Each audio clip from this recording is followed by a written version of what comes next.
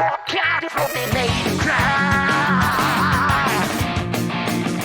And what you did, you never do.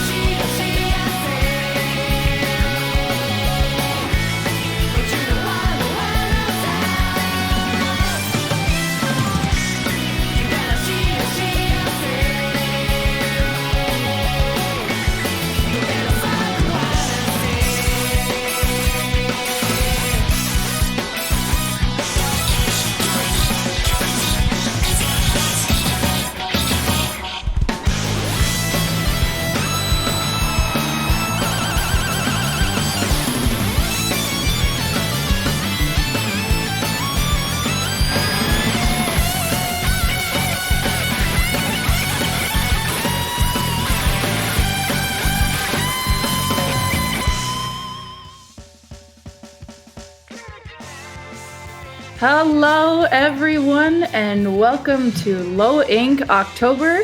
I am Debbie, here joined by the amazing German. Hello, good afternoon to all of you in the East Coast. Good morning or afternoon to all of you. We are here to bring you the first round of Low Ink, and we have Deadlock versus Aloptic. I believe that's how you pronounce it, because I'm really bad at pronouncing, names. So we have Deadlock versus Aloptic. I don't know too much about these two teams, so I'm excited to see what kind of action we're going to bring for the first round. And I'm very excited. I hope everyone in chat's excited. 100%, yeah. I am a little bit familiar with Deadlock because I am familiar with Nathan a little bit. That's all I know for sure. And not too much from the side of Aloptic, but we'll see how, these two teams will go and face. Mm-hmm. And teams are just about ready to roll. And first map mode here we're going to have is Rainmaker Manta Maria. So this can be a long game. It can end really quickly. Let's see who gets control first. Yeah, I'm really excited to see this. This could be like... Gotta get pumped! Go for the quick... Yeah, they should go for the quick pop. Alright, we'll get started with Here we go. Rainmaker. And we see a Charger and... Oh! Fusion with the ballpoint. Mm-hmm. We see a pretty aggressive comp there from with Fusion, Halo Booze.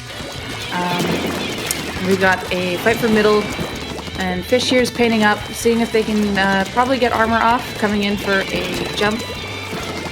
Coming off of a jump here. Yep. Seems so. I think, yeah, Deadlock was the first one to get the pop first. They're holding the armor from Fish. They're gonna really take this. So they have a Nikki here pressing the brush. Yeah, the Petra is really just really dodge rolling to that brush. We see Aloptic has the Rainmaker now as three members are pressuring the sploosh here. Good teamwork getting that sploosh out. Now they have to get the brush out of the way. Aloptic did a really good job there. They grouped up. They're picking off members of Deadlock one by one here, and this could just be the knockout. Indeed, it was. Could be it. Nice. Yeah, and that one goes to Aloptic. Game one. Oh, that was just like a really quick one. It was really quick. Deadlock had the pop, and they got it over. They got it over the jump there, but. Aloptic was really quick on stopping that right away, and then, like I said, they grouped up together. You could see three of them were together, and they pushed as one. That is something you really want to do on this map in order to get through those tight corners. And they picked off Deadlock as they came in one by one, and were just able to get the knockout there. Yeah, I agree. They had some like good coordination when they were grouping up together, like, and able to like find the pathing to take that Rainmaker, and that was just like good of teamwork there. And now we are going to start game two. We are going to start on Starfish main stage on tower control. This is like a fight here on this map. Like, we've seen so much of this tournament on Starfish main stage tower control. How would you see this, Debbie? I think I can see a whole bunch of different things happening here. The biggest fight will come for that when the tower pushes through the street there, and then as it moves to the, I guess, left-hand side of the map, you'll see a lot of fight come from bats. You'll see a big contested area there. Special coordination is very important here to get that tower moving.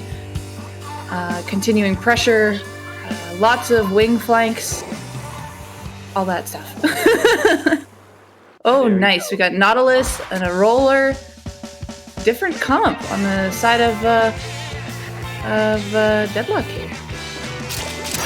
They're bringing out Nautilus and we'll see how their knowledge will do. So like, I think Nautilus could really handle. Machine already got a pick there right at the start, and now adding pressure on that bunker, but does go down to the Zap. Zap pinning over what was put down, going for another fight here. Does have a teammate with them. See if they can maybe get this pick. Booyah Bomb coming out. Yeah, and now that Deadlock able to like get a little bit of time to push that tower a little, and now the people 3 down too on Deadlock. So now that Aloptic has the opportunity to just ride the tower. And then there's a Ray, even though it was a delay Ray for me to call that, but yeah, no, the Ray came out with the Charger being the only one left there. We saw Fish taking the tower, still putting down Ink, just staying around the objective and supporting the teammates. That's what a junior wants to do. Going in here, they're pressuring the Charger back from the bats. And now they're going through the snipe point with tower. We see a Ray come out on the other side. Charger here doing what they can, but they are the only one alive. Aloptic has really good coordination and having like positions where they want to be. So Deadlock won't prevent them to go out and then see. So it seems though Aloptic is still able to hold this thing out and then maybe just like getting another knockout. Ray trying to stall as much as they can as Aloptic is in their base, countering with the Booyah. Oh, nice pick there to get them off, but Aloptic still following up. They've got the member just follow out. I think they can KO this. Oh yeah, they can KO that this. One is, yeah. Aloptic was like really like in their side, just out in their street, and one right on power. Like this is like I like the coordination from Aloptic though. Yes, Aloptic is showing a lot of good coordination here. Their teammates are working together to push out people who are a threat, like that Charger. We saw them putting slashes up and bombs up, pushing that back. So then there was twice there where the Charger was the only one left, and that is a hard thing to stop a push with alone as a Charger getting bombed out from the corner. Yep, exactly. Yeah, so by the way guys, the people who are watching the stream, this is Play All 3 for loading, if you guys didn't know. We're all playing all 3 games here, so we're going to be moving on to Inkblot Art Academy Splat Zones. Oh, this is a map that I really don't see much in tournaments, so what are you expecting here, Debbie? It's coming back. I've been playing on this actually quite a lot lately, and you'll find, what is it? There's always there's a fight on one side, majority. Usually it's, if you're the team coming out, you'll find majority of the fights on the right. Teams will usually start on the right and shift to the left, and then continue to press on and add pressure. And you'll usually see longer range taking top mid, or they'll sneak around on the left there and apply it on flat, but they don't want to keep right too vulnerable because you can always have a flank in from the top right hand side coming down. But yeah, and if you get pressured in spawn, you always want to make sure you paint up before you just drop it. So there can be a lot of lockout situations, but you really got to work as one to figure out how you want to shift across this map. Yeah, like, can't really save much of coordination. So we see a Hydra and yes, Splatlings. So there's like both teams have Splatlings, both have juniors too. Wow, this could be like how Bomb Rush Neo Splash. Like I personally like Neo Splash. Ooh, quick armor there off that junior, but the Hydra is able to capitalize it on right away. Just shred the armor and take off the junior from that top right corner. Hydra here controlling the right. And doing a good job too. So yeah, but it seems though Deadlock was able to cap that zone first, and we'll see agree. So thinking about that, Aloptic would go for Moonstone. So here comes the Tetras. Takes down one. Maybe get a pick here with the Tetras. So Tetras still holding off to like getting really picked. So 2 members of Deadlock go down. Now they cap the zone. So they are free to like you know, have much coverage as much as they can. We see Fish here moving up, bombing with the Splat lane, trying to take control of that plat. It's just the Junior and the Hydra. Oh, fighting Sploosh. Nice pick on that Junior there.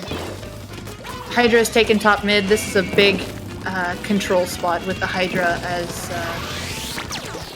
a Deadlock needs to get that Hydra out of there if they want to move forward. Yeah, Hydra has like the range to like, you know, reach into their forward side. Like, wherever they drop down, like Hydra's gonna get like at 1 or 2. Good job pincering from the 52 there, as they were sneaking under the wall there, putting shots up on their plat, and then helping their teammate when they were getting cornered. And here comes the Booyah to corner Deadlock. Yeah. With only 6 seconds to go. 52 just holding off though. Yeah, 52 did a wonderful job there, coming into pincer, moving up. Hydra did their part at the beginning there, getting the Junior out of the way. And even though they got pressured back to their plat, they just came right back in. They took the advantage of when the Booyah was thrown, the Tetras dove in. The Junior was able to follow up. And they were just able to reverse it in a matter of seconds. Yeah. Like, I want to say though, good job, like, you know, both teams. Deadlock was able to like, you know, try their best from this. Like, they just really couldn't find it, you know, couldn't find where they could like recap the zone and just like, I don't know, but like hopefully we'll see them, you know, again, and hopefully we could see what they have for next time. Mm-hmm. Absolutely. GG's to both teams. Congrats Aloptic for winning this round. Best of luck to both of you in the future rounds as well.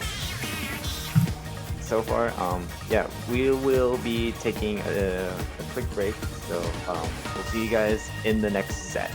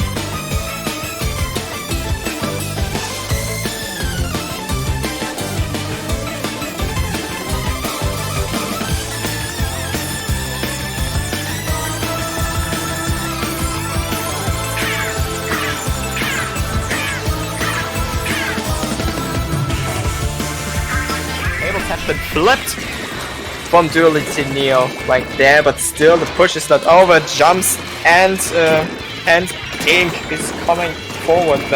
The shield has been popped and the Nice pick!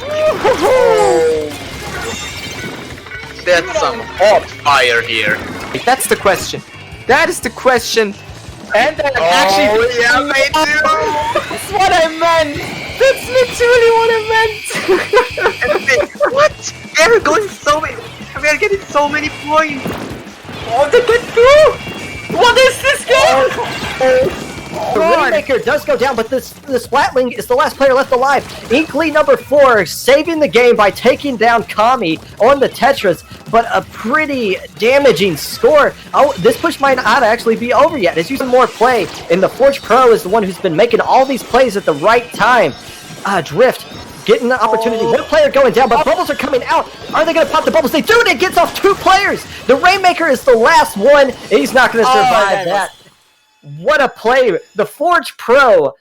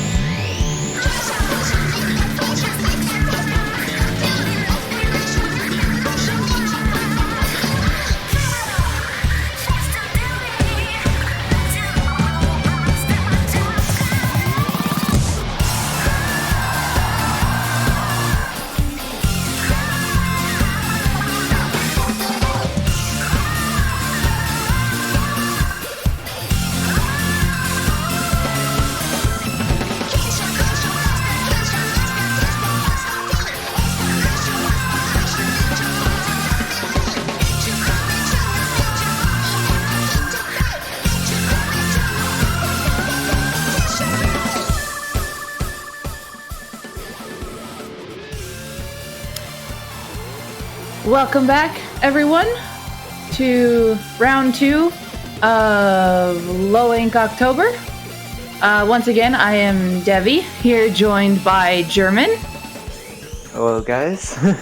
And we are about to bring you Inkfinity Ink versus Inkception. Now, I'm already going to say, with this, I'm probably going to be saying both teams by Finity and Ception. Just because they both start with Ink. See a lot of like teams with literally the name Ink in this tournament here.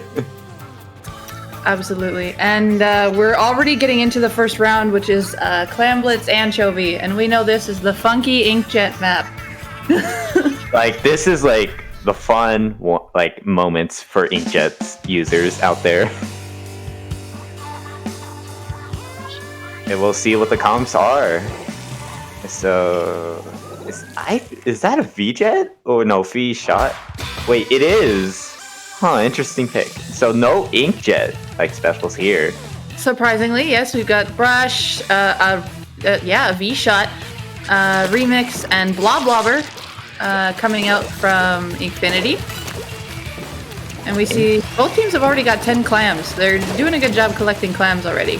And we saw one member off of Inkfinity go down in the far left corner there. It looks like they were alone there.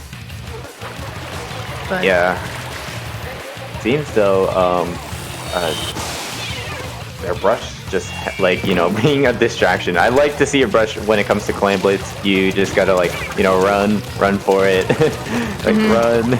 You gotta do brush things, but we saw that Inkception just capitalized it and just caught him as they were trying to run away. And it looks like Inkception's here trying to get a push in. Expo's doing a great job pressuring members back and away from the basket. They did get a score in. They got a little bit of follow-up as well, but do get wiped.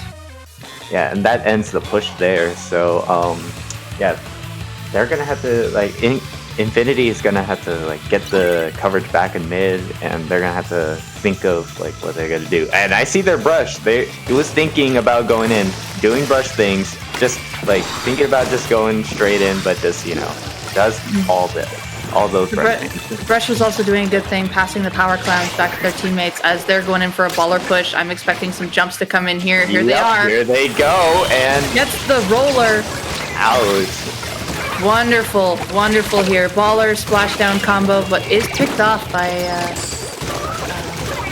the Inkception members. Just came in there as one to pick them off. Remix here being the only one up. Rush just coming up. Gathering I love clams. the coordination though. I love it from Infinity. Like, the brush, just doing the brush things, and then we saw 2 jumps, and then this wall shark. Oh, I loved it. I think they made a right choice not to pop up there with the Remix once again charging there, but did get censored out. Wall sharking again. I think they might take this opportunity here to make a push on the left, but is guarded by the brush. Brush goes down. Blobber and Spotling working together here do get those 2 picks.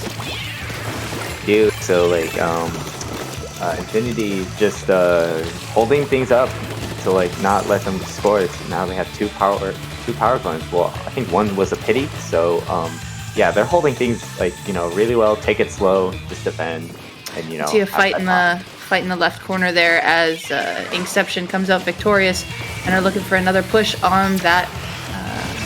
I guess we all know it is left-hand side. You do see it, yeah. Oh, go either way. But they shut it right down. Yeah. Inkception's not getting there again today. I guess not, yeah. Infinity really playing it really defensively so well. Very good defense. They stopped all those clams in. It just shut them right down. Brush here going in the middle. Yeah, we do. We see a baller already coming in, so this is a. We go He's for gonna it. get shredded. Ooh. Oh, Got one jump in, but that's gonna be too far away. Yep. Yeah, but good of coordination though from. Oh, we got one more splatter shot. Brush getting a pick on the fan. Nice pick there. I'm going to see if they can contest this one on chasing Octo there. It seems though. Here we go. Here we go. We want to see jumps, Oh. but nope, just not today. The roller's just like, not today. You ain't coming. Not doing any more brush things.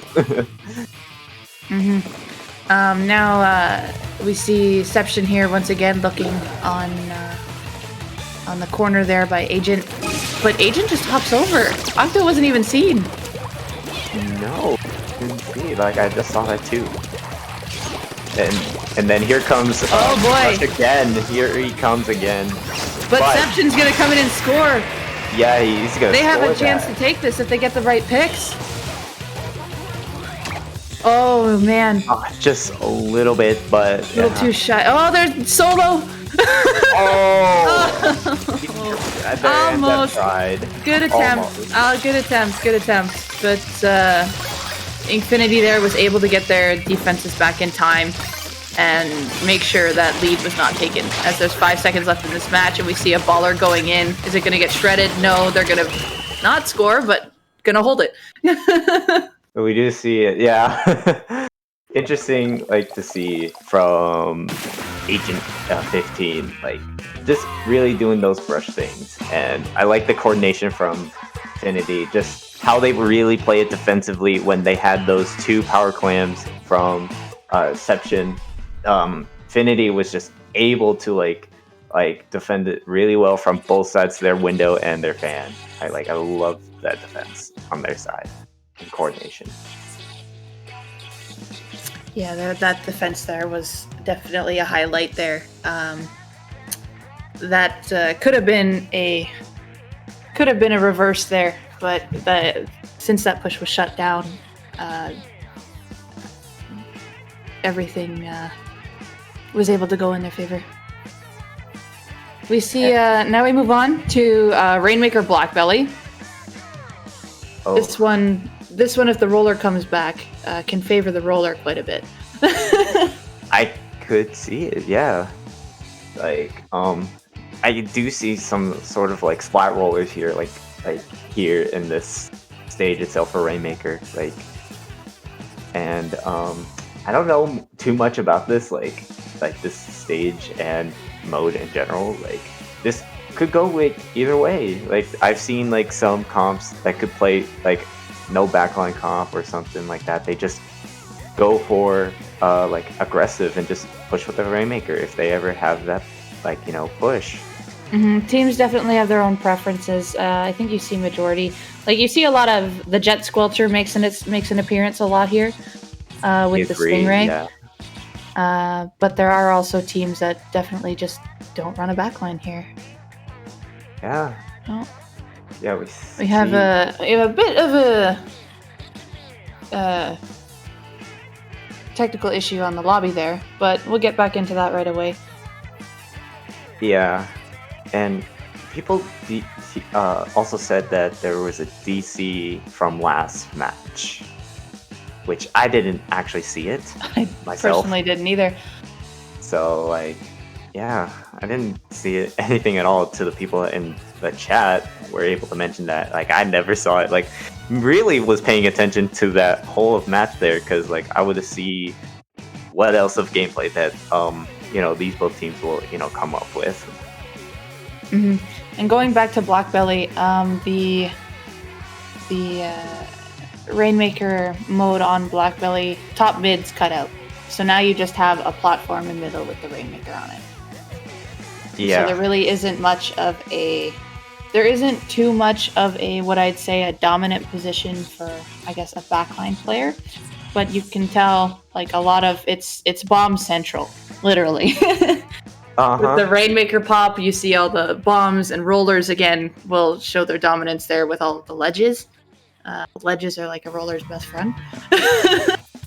Yeah. And like, I've seen rollers like generally on this map mode, like from like I've seen some comps here. Mm-hmm. We saw a lobber in the last game as well. I also see lobbers coming out in this map mode in particular as well, and I personally don't like. I know some people don't like that, but I actually think it's impactful here and there, as long as like your team coordinates and all that stuff. The lobs, when they push through the Rainmaker pathways, whether you're going half pipe, grass, through mid, either way, just those thinner narrow ways, the lobs just make sure you can't just swim right through. You've gotta go on a wall to get around those lobs. Yeah, I agree. It's like having a bit of coordination from like a blob though. Like it was interesting that maybe blobs can come back to like for some comps if some teams could be able to like coordinate really well with them. Like I mean I'm pretty sure we've seen some blob comps in the past in like absolutely. Like I've definitely seen like the blob blobber deco, and I'm pretty sure that was a vanilla one, the one we saw from last match. Like yes, yeah, no, I've seen the lobber deco actually come into Rainmaker matches just because it's special. It's lobs, and the special will be used for quick barrier pops, and then teams just pushed forward with it. They coordinate specials with and go off of that and just go. Yeah, I'd like to see just throw, use the blob and throw, and then the bubbles come. All right, well we're back into this game, and here we go with Rainmaker Blackbelly. Oh, so we see an Bamboo. aggressive comp here. Both teams with just like so we got a bamboo, and then we got a side of C-Jet here. So we like to see C-Jets here. Yep, a C-Jet is more common here with that Stingray, and that roller is back as well. So I'm expecting that roller to take advantage under the ledges here whenever opposing team gets stuck. Nice pick by the Jet there, able to stand back and use its range, but Sploosh coming in, giving them a hard time, does make a safe jump out. Roller here now pressuring that Sploosh, but did go down. Yeah, Infinity Ink already getting it, but then there goes the Ray, and he nice gets Ray. A double. He gets Nice a double Ray. with that Ray though. The Rainmaker Love got to see stuck that. on that ledge when the Ray was out, and that Ray was able to get that pick. And now we see a fight in the middle here, as Octo versus the Splatter Shot. Big fight going on, and it's an interesting choice to choose the Forge Pro here. Right, you don't really see much of Forge in these comps, but I would like to see a Forge comp here. No, it makes sense as to why. Roller here continuing to add pressure, did get a pick, but get followed up afterwards. Good job on the Roller for adding pressure. We see the Rainmaker taking the right path here. Teammates aren't really with it, but are coming over real quick. Able to take hammer. the lead. Out comes the hammer, and that destroys the white. the push, destroys it, and now they're gonna take it back. They're gonna take it to their left side, and hopefully they could maybe get a lead back. So it seems though Infinity everyone is- wasting no time at all, just going right in, and this is what you are supposed to do. Take these advantages when you get the wipe. But it looks like there was some of Inkception's members got in between the front line and the Rainmaker there, and were able to pick off the Rainmaker and out. Yeah, good coordination though from Inception. Like their Sploosh was just going up there, not like they weren't focusing the Sploosh. They just want to get the Rainmaker from stopping to get the lead back. Which was a good decision. Yeah, and now we Follow up see by their Outcast here. nice pick there to get their Sploosh. Like we see Sploosh a lot, just really just up there, just going right behind them. And there's the hammer, Fight for but fight. I like the trade there. So Yes, Inkception there going 3 down, but they're going to get back in it really quickly. Octo here is just sharking but taking his time. Peeking at the right moment just to pick off that Rainmaker, stalling. Still going to stay in this corner to hold the vantage point. yeah, Just going to wait. Patience is key. exactly. Like I love how Octo is just waiting so patiently, just getting a good timing, just to play it so much of defense here. Like love to see it. Roller was doing the same. They see where the bamboo is, looking to find a point to go in, but does acknowledge that it's not a good matchup and does change its pathing. But it goes down to a hammer on Suicide instead. Again, here doing what they can to keep the pain up so the Rainmaker can't go anywhere. Getting 2 assists there off that Ray. Yep, and now, yeah, Infinity was able to take that lead with 51 remaining, but that stops the push there. Here comes the roller, takes a pick, and that is where the roller thrives. Gets shot down. With lovely shots by the Boozler. Yes, lovely shots by the Boozler, trying to keep control of mid as much as they can, stalling that Rainmaker from going any further. Yeah. Goes down to the Rainmaker shot. Yeah. Yeah, Inception gonna start thinking here, so they're gonna start pushing it, and it gets a lead with 4 that is the lead. So just only a minute left. This could go either way because like both of these teams are just really fighting for that Rainmaker to get like lead back and just. They took it. Look at them go the roller. Oh my god! The curling bomb. Yo. It was 2-2 there, and the roller just said, "Nope, I'm gonna go just swim away." Yes, like just stole it. What a solo, just a solo, and just sneak away from that Rainmaker, and that gives them 4 remaining with Inception in and that big lead. The Ray trapping the Rainmaker in half pipe as Inkception is able to just capitalize on that with 10 seconds left. They just got to keep the members from getting near it. They've got to hold it. A roller doing a great job here. Got that bamboo out of the way. There's another member who did manage to take it, but they're stuck behind the roller. Roller didn't get that pick, but someone else in front managed to pick that off. Yeah, that was honestly like a good match for Inkception here. That sneaky little just take that Rainmaker just to get that much of points to get that lead. I like that. There was There was that 2-2 fight up there, and Inkception, they didn't back off. They held their ground even when Infinity's third member was respawning in. They continued to hold their ground, and the roller was just like, "I'm gonna go." Yeah, and that was a beautiful play by the roller. Yeah, I agree. Absolutely, that was just an amazing play to see. You don't really see, but sometimes you never know that the enemy team will just get that pop, but nope, just the other player just takes the Rainmaker and just get as much as points for a big lead, just with 4 remaining from Inkception. That was a great play. Yes, that definitely secured them a big W right there. Exactly, and just saves them for one more game. So this is going to be a good one here. So both teams really just fighting for objectives here. And all right. It seems though we're going to now move on to game 3, round 2. We're going to play Piranha Pit Tower Control. And honestly, I have so much of hate on this map mode in general. I can't say much, but this is another map for Inkjets as well, I would say. Yeah, Inkjets, you see sloshers, you see a little bit of everything on here. Lots of, you definitely want ink control. You want to make sure your specials will come out together when you're pushing around a corner, so you can get people off of the higher ground in their spawn, so you can push that tower around. Make sure you want to keep up that aggression. Again, another map where shifting as a team is very important. Yeah, exactly, and that's what it's like to be around on this map in general. So now we're gonna get started for game 3. Let's see the comps.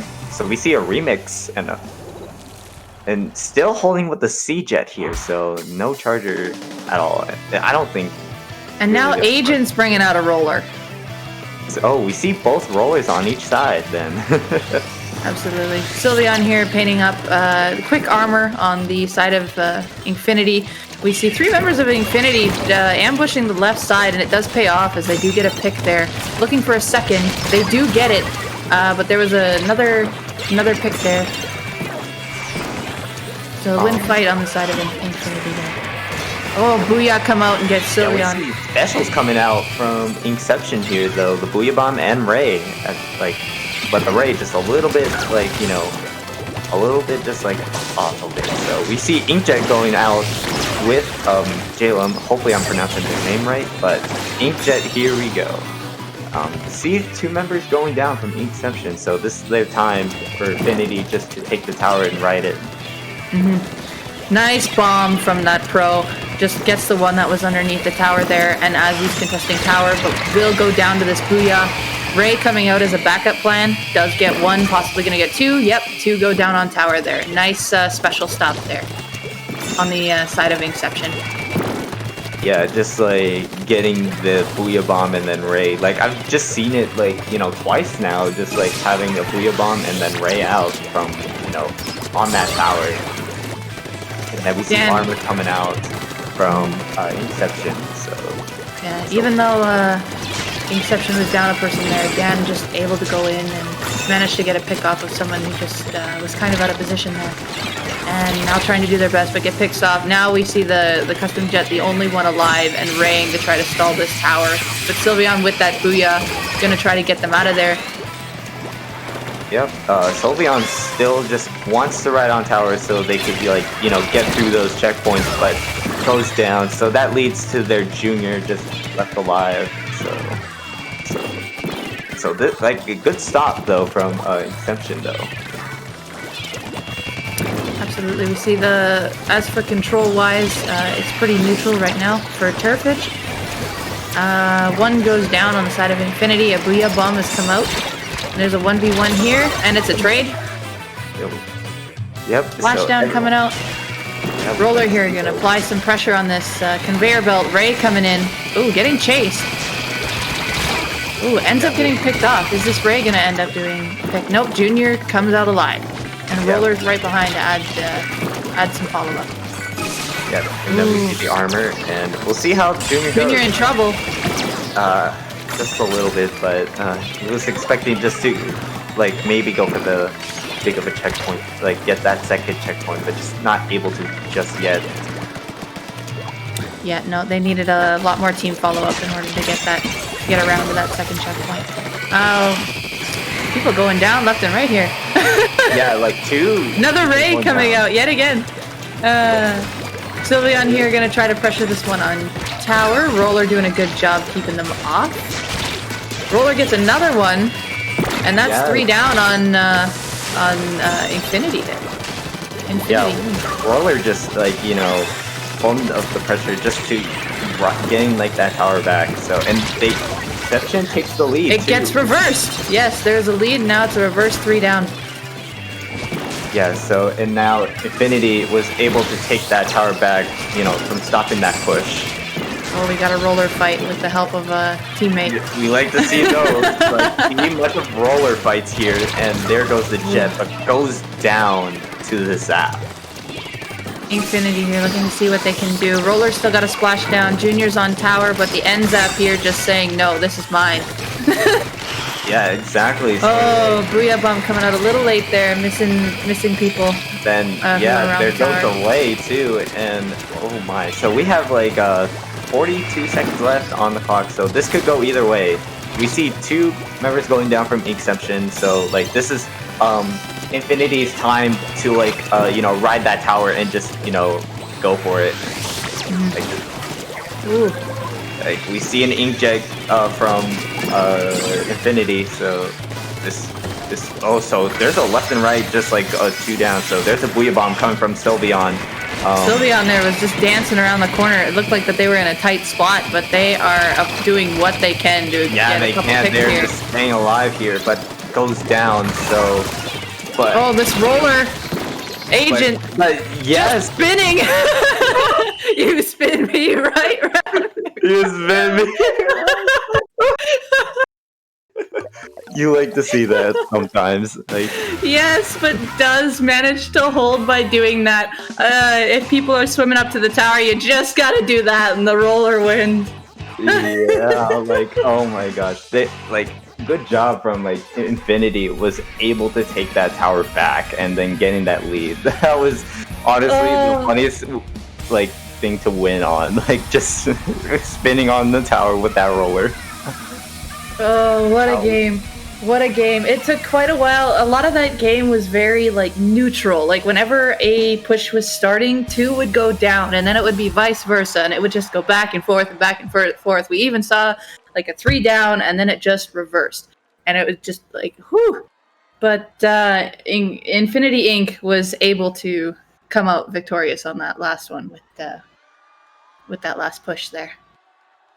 Yeah, like we see a lot from them, like Inkception, Infinity, where like both teams were just like going back to back, just like, you know, getting some like leads to like from the objective, and then, you know, 3 downs and then getting some of those reversed. So like from Infinity was able to take that back from like riding that tower just to pass by how much they had from remaining. So like that was just honestly like I like to see, and they're heavy too. I want to mention their heavy was very aggressive. The heavy was actually doing things that like a mini or a Nautilus would do.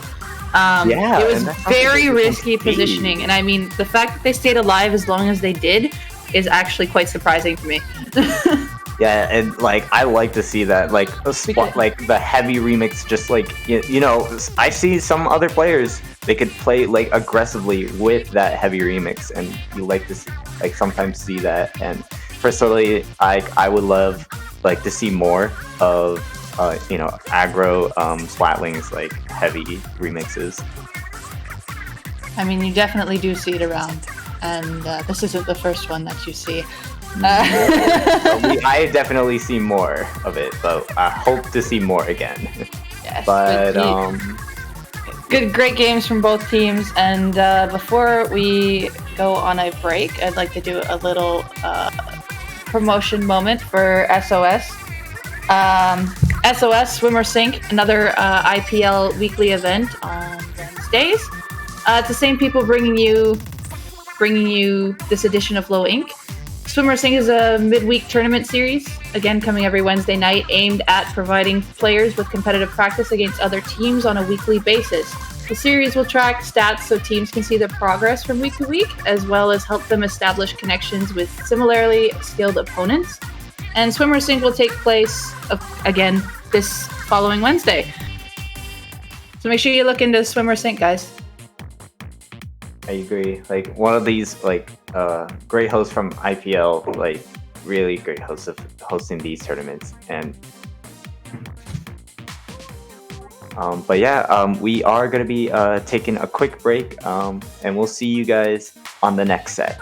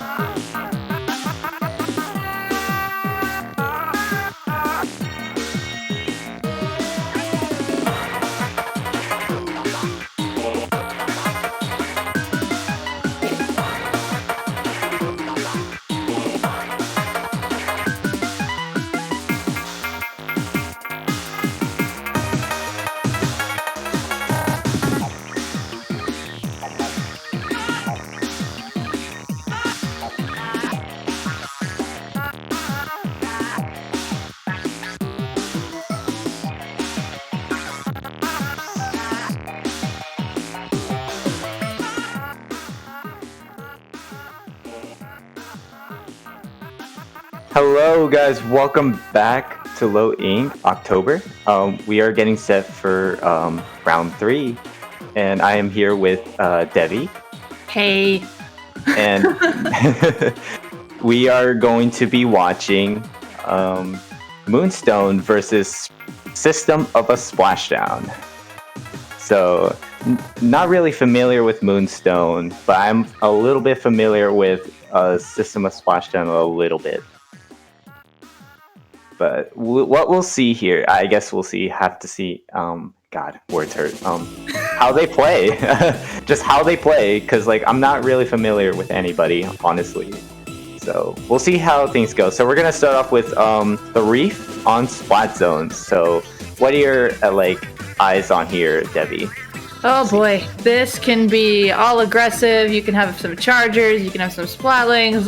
This can be anything. Like, I've seen the strangest comps being pulled on this map, and they work. Yeah, you really, I don't, see much of this. Actually, so, well, this map mode in particular. Okay. Yeah, we'll get started, so let's look at the comps here. Explosion from... and then Bamboozler from System Splashdown here, so... Okay, so we see both teams with aggressive comps here. So Bamboozler 2, I would say, from the side of System Splashdown. Yes, both of them are pretty controlling. We see the 52 already going down on the side of SOS, as MoonStone making their move in on their street here, getting another pick, but one goes down to the bomb. Yeah, Still don't have that one zone cap yet. Yeah, System Splashdown trying to, get that back. So 52 Which just they did. holding there. 52 in a just corner getting here. up there. Yeah, 52 just, going up there, and then we see just both of these teams just, fighting each other and just, not getting zone, I guess. So, We see MoonStone has control right now, but as for fight-wise, it's been pretty neutral, but that Booyah Bomb coming out, taking out Mocha, and now the junior here is going to take advantage here and paint over to try to get zones back. With the help of the Burst Bomb. Oh, nice flank by the Sploosh, but gets caught in that Burst Bomb rush. I guess you like to see it. I really, don't see much of the Bamboozler too. And, now I get a chance to see one on here.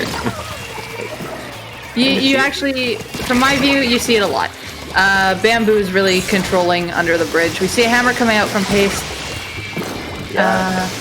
And just hammering on the zone, just just going in, but took a step back now when that timer ran out for the hammer. So he's just sharking there. So we see he's still going for it too. Got the trade, and MoonStone still has zones. 52 on bridge here, did cap one, and SOS here is gonna be able to cap the other one, but MoonStone's coming right back in pretty quick, and got the cap back. It's all going for just fight on with each other, just going for the zone. Not the zone, but they're just fighting with each other. Are really aggressive. So we see three down. Good follow up by Mav there, helping their teammate against the Sploosh. Even though their teammate went down, they were still able to get the Sploosh out of the way, and they took control back. And now they are adding paint to their street. You can see the Boozler coming in. They have armor, just keeping MoonStone in a corner right now. And MoonStone would, have to think of something at this rate. So they're just holding up. System Splashdown just holding things really well on here. So. Bubbles and the bomb rush coming out. You see it, and now it's 2 for 2. I think MoonStone's got zones back here. There is one in the corner. Oh, they don't have it yet. They just... They're being a little cautious here and haven't taken the zone back yet, but SOS have capped their zone, but it's going back and forth. Yeah, it really has. MoonStone has it back. All right. War on bridge here. The Splash versus the 52. 52 did go down. I didn't know what, but 52 went down. We see another Booyah coming out. And the Splash here moving in. Gets that pick. Wonderful chance to move in. Did get that pick. Good opportunity. Yeah, and now we see MoonStone pushing up. Oh, and Spell would be able to take down their Sploosh. So a little bit of advantage here just to have the maybe system with Splashdown will take the sale. Here comes the Bomb Rush too on the zone, taken down. Oh, the double! Nice double from the Expo. Yeah, Clearing out that below bridge, and then they get control back. Yeah, so just a minute now. left. Just a minute left on the clock. So, and Expo goes down to the 52. So this is like trying to fight for it back. So 3 down went for MoonStone there as the Bamboo coming into Bomb Rush easily and just able to take it back too. From preventing MoonStone to take the lead. So System of Splashdown was able to take that back. And there's the Sploosh. Sploosh trying to make a move in, but Diz gets caught out by the 6-2. No. And here come the bubbles too. So we see Eevee going down, Bomb Rush going down. Like this all trades up. So all you really love to see of how much of fights are going on. Oh my goodness. So this is a fight and fight going on here. And there's the Sploosh comes in again, getting 2 very important picks. But the MoonStone didn't cap the zone! Just a little bit to just cap the zone. They were just about to cap it. Yeah, but I gotta say, great opportunity from System of Splashdown though. They were able to defend and save up some time to get some good points of lead there. So System Splashdown was just able to really defend it really well and not letting MoonStone to take the zone. Mm-hmm. At the end there, the Sploosh did a wonderful thing, getting 2 people down who were painting the zones. But unfortunately, I believe there was other members of SOS on the right there that prevented MoonStone from actually getting the full cap. Yeah, want to say great job to that Sploosh though. Was able to get 2 picks, but just not there yet. They're just able to get that zone for an overtime, just a little bit, just to get that other zone on. Very close match, though. Very close. Yeah, and now we get set for a game 2 of round 3. We are gonna play on Macomart on Clan Blitz. So, oh boy, so this is gonna be playing every aggressive map here. So, but this could go either way of how these 2 teams will come up with. I am very sure the Sploosh is going to make its appearance again, and this map is really good for the Sploosh. I agree. Lots of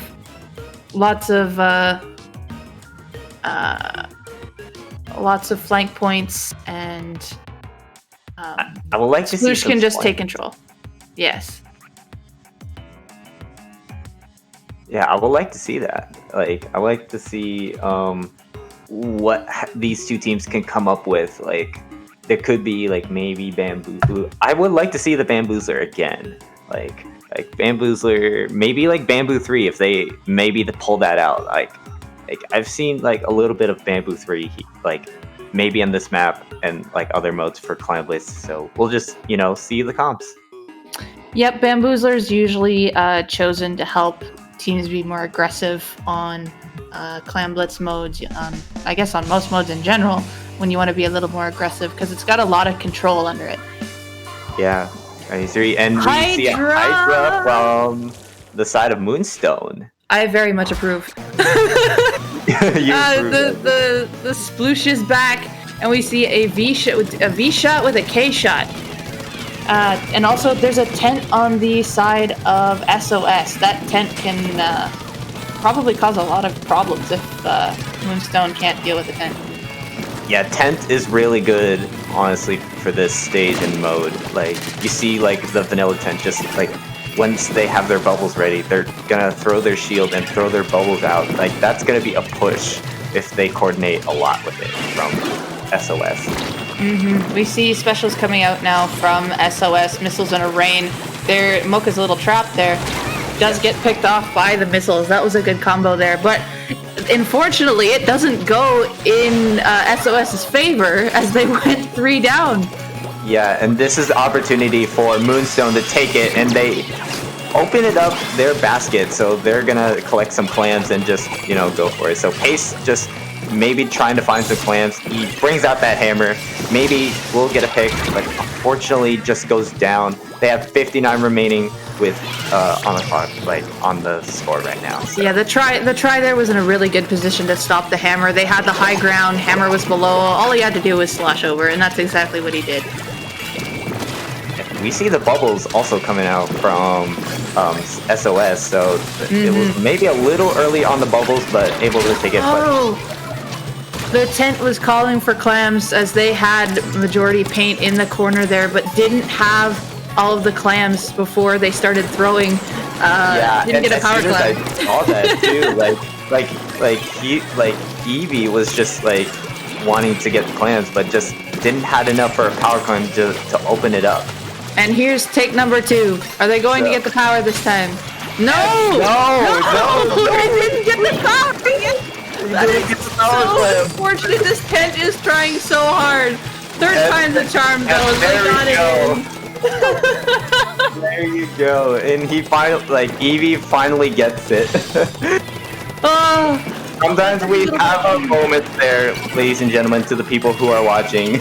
Like, you see those, like, kind of, you know, funny moments. Oh, Pace here trying to corner out the tent and the Boozler here by throwing bombs just over the stack. That's what you want to be doing. Keeping paint control, constantly moving. This is what you want a Splish to do. Has hammer ready to go. Here it comes, but does get picked off by the bamboo. As SOS making another push. Yeah. And they have power clams this time. And they missed one. Missed one from Oh my goodness. But will they still be able to collect it? But they're only going 3 down, so it's just their junior. So now MoonStone is able to like take it back now. So they're gonna get that coverage back and preventing that they could like get with a push. Well, the turf control is kind of half and half here right now. We do see it, yeah. Now Mocha just really having just a good position just to hit on just a little bit on their members. And they have 2, right? Yeah, one they just picked Kitty. Mocha's being patient there, knows that something's contested. Now they're just watching out for these splat bombs that are being checked in their face. And we see bubbles coming in. Tent's trying to initiate another push, but the bubbles get popped and Mocha goes down. Yep, and we see a lot of both of these teams going down from like 2 down situations here. So, but System of Splashdown was able to open up MoonStone's basket and able to take the lead by 58. So this could go either way. So we have a minute remaining. So MoonStone will have to try and make. Like, you know, come up with something and make a comeback. So this could go trying to set up for a push. MoonStone literally just needs a power clam and a clam just to take lead back. And here comes 2 power clams. But oh my god, goodness. So System of Splashdown was able to open up their basket again, and now that leads it to 30. They were able to like collect those clams. What a stop! What a stop! That is what it like. Oh my goodness, I'm at a loss for words. Briefly. Yeah, like Ace Cat was like able, like he was so ready to like get those jumps, but then just System of Splashdown out of nowhere just opened their basket. Hydra here doing what they can to control, but one goes down. It is 3v3 right now as Tent and Slosher are in middle here. Tent looking to try to get this clam from Pace. Pace coming in from behind. Boozler's doing what they can to try to aim, but Pace is going everywhere. But they broke it again. It was stolen again. No, just not there. System of Splashdown was just, you know, not there. Like he was there. They were just there just to like, you know. If they're gonna start going with this, they're just wanting to get like a power clam and then just throw it into their basket at the end there. Yeah, oh my goodness. During the fight with the Boozler, I believe Pace had a chance to throw that clam in, and just because they took the Boozler down, delayed enough time for SOS to get that second basket, like the basket open for the second time with. Yeah, we didn't really get to see much who opened the basket though. Like, well, that was like really well played from SOS though, able to like open up the basket before MoonStone was able to open up their basket. So that was honestly a good play there from MoonStone SOS. had that push set up for that lead as well, but they missed the one that went into their base and just stole that from them. That was a big upset there. It really is. So now we're gonna move on to game 3. We are gonna be going on to Humpback Pump Track on Rainmaker. So this is like a quick pop and then going for like a good of a push here. So this could go like either way. There's like different ways you could like take the Rainmaker. So what are you expecting here, Debbie? So what are you? I don't think the comps are going to change much. There's going to be a lot of war going on. The Sploosh is probably going to come back and just do what Splooshes do. But I don't expect much comp changes, so we see Remix coming this time, and pretty much the same comp on the side of SOS. All right. And it seems though everyone's gonna go for a quick pop of Rainmaker. It seems though MoonStone gets the win over the pop. So, but SOS has it. Yeah, able to take it though, but just a little bit there. So they do have 2 down and 3 down now. So this is their moment for MoonStone to just take the Rainmaker and go. Yep, Mocha just jumped on that opportunity. Oh, Toxic missed from that Bamboo, slowing down the Rainmaker. Nice position for the mist, and Bamboo was able to take that out. Booyah coming out from the Remix there, trying to keep people back, seeing if they could have got a pick.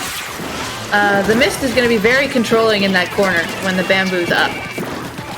Yeah, I agree. The sub for Toxic around their elbows is just like, you could really just throw your Toxic mist there. The tent is the only one alive, and they have the Rainmaker.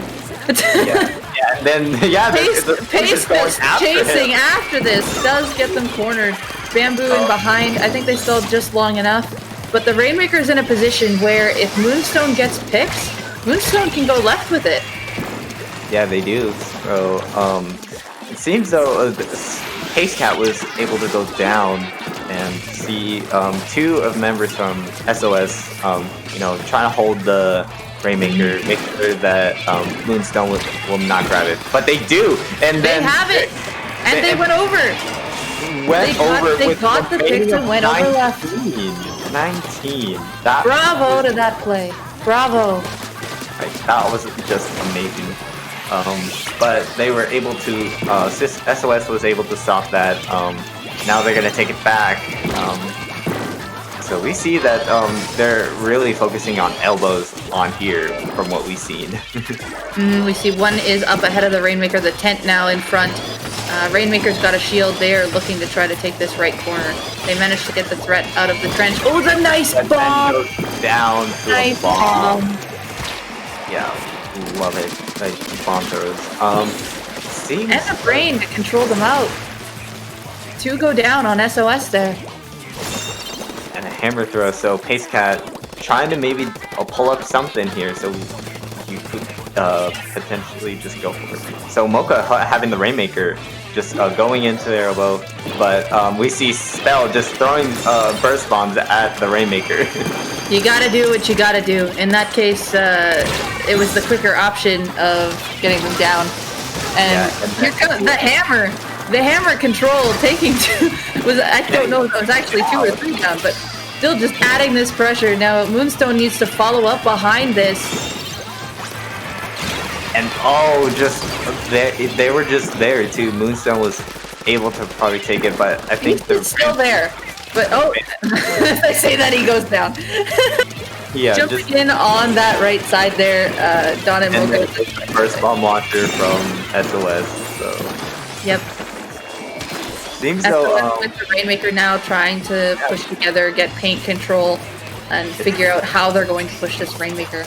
As Pace looks like he's going to come in behind here for flank, but he might have been saw out. He's got the hammer. And does get it. It's through. And that is 3 down for SOS. It is just the 10th. Yeah, so we see Mocha's gonna take it left, but was not able because Eevee was able to stop that Rainmaker there. We see the bubble's already coming out too. And Eevee's just holding the Rainmaker just for a little bit. So we have a minute left on the clock. So this could go either way.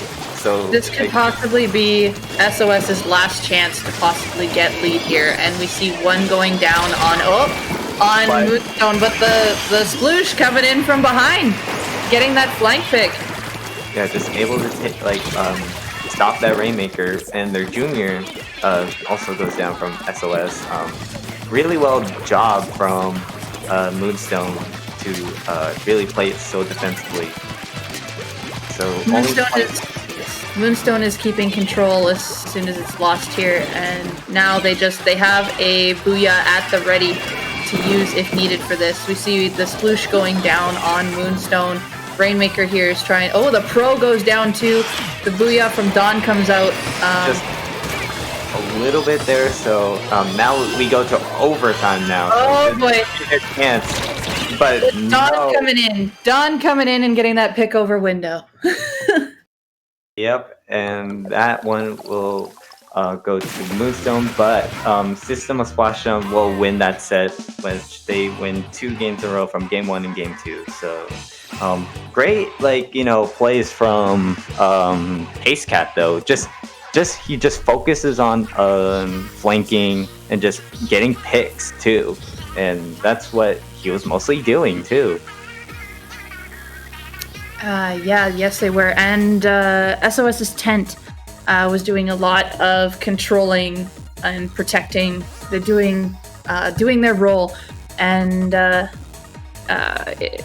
with the Sploosh coming in from behind, though, it was unfortunate. I believe they could have had a strong push there if they had caught the flank in the middle of that game there. But those were great games from both sides. I enjoyed those games a lot. I do too. Yeah, great job to both teams there. I would like to see more System of Splashdown in the future. Same with MoonStone. These teams are improving to what they are trying to achieve. Absolutely. Yeah. Now, before we take a break here, I would like to do a shout out to Checkpoint One. Checkpoint One is a server dedicated to casual and low-level competitive Splatoon 2 players, as is a place to make friends, find teams, scrims, PBs, and league buddies at similar level. Checkpoint is running an in-house tournament for new and low-level teams with players low X rank and below tailored for new players to dip their toes into competitive Splatoon scene and give it a try. So definitely check out Checkpoint One if you're trying to get into the comp scene and working your way up. Good place to go. Absolutely. To all the new people and are trying to get into the competitive scene. But yeah, we are going to be taking a break now, and I think that's it for us. yeah, that's it for us. German, where can they find you? You can find me on Twitter, Bunny Heejin SPL, or if you want to find me somewhere around on Twitch, it's German the K-pop King. You could for sure see me around Twitch and Twitter most likely. And Devi, where would they find you? Also same place, Twitch and Twitter. I got Twitter Devi WBG and Twitch Devi_WBG. All right, awesome. Well, we had some amazing sets here for Low Ink. We are now going to be moving on, so we are going to have on the next mic with JPEG and Owen Hero this time, I believe. So hopefully you guys will see these two come up on the mic once we're back on break. So for now, we're going to take a break, and we'll see you guys on the next set. So long, don't go anywhere.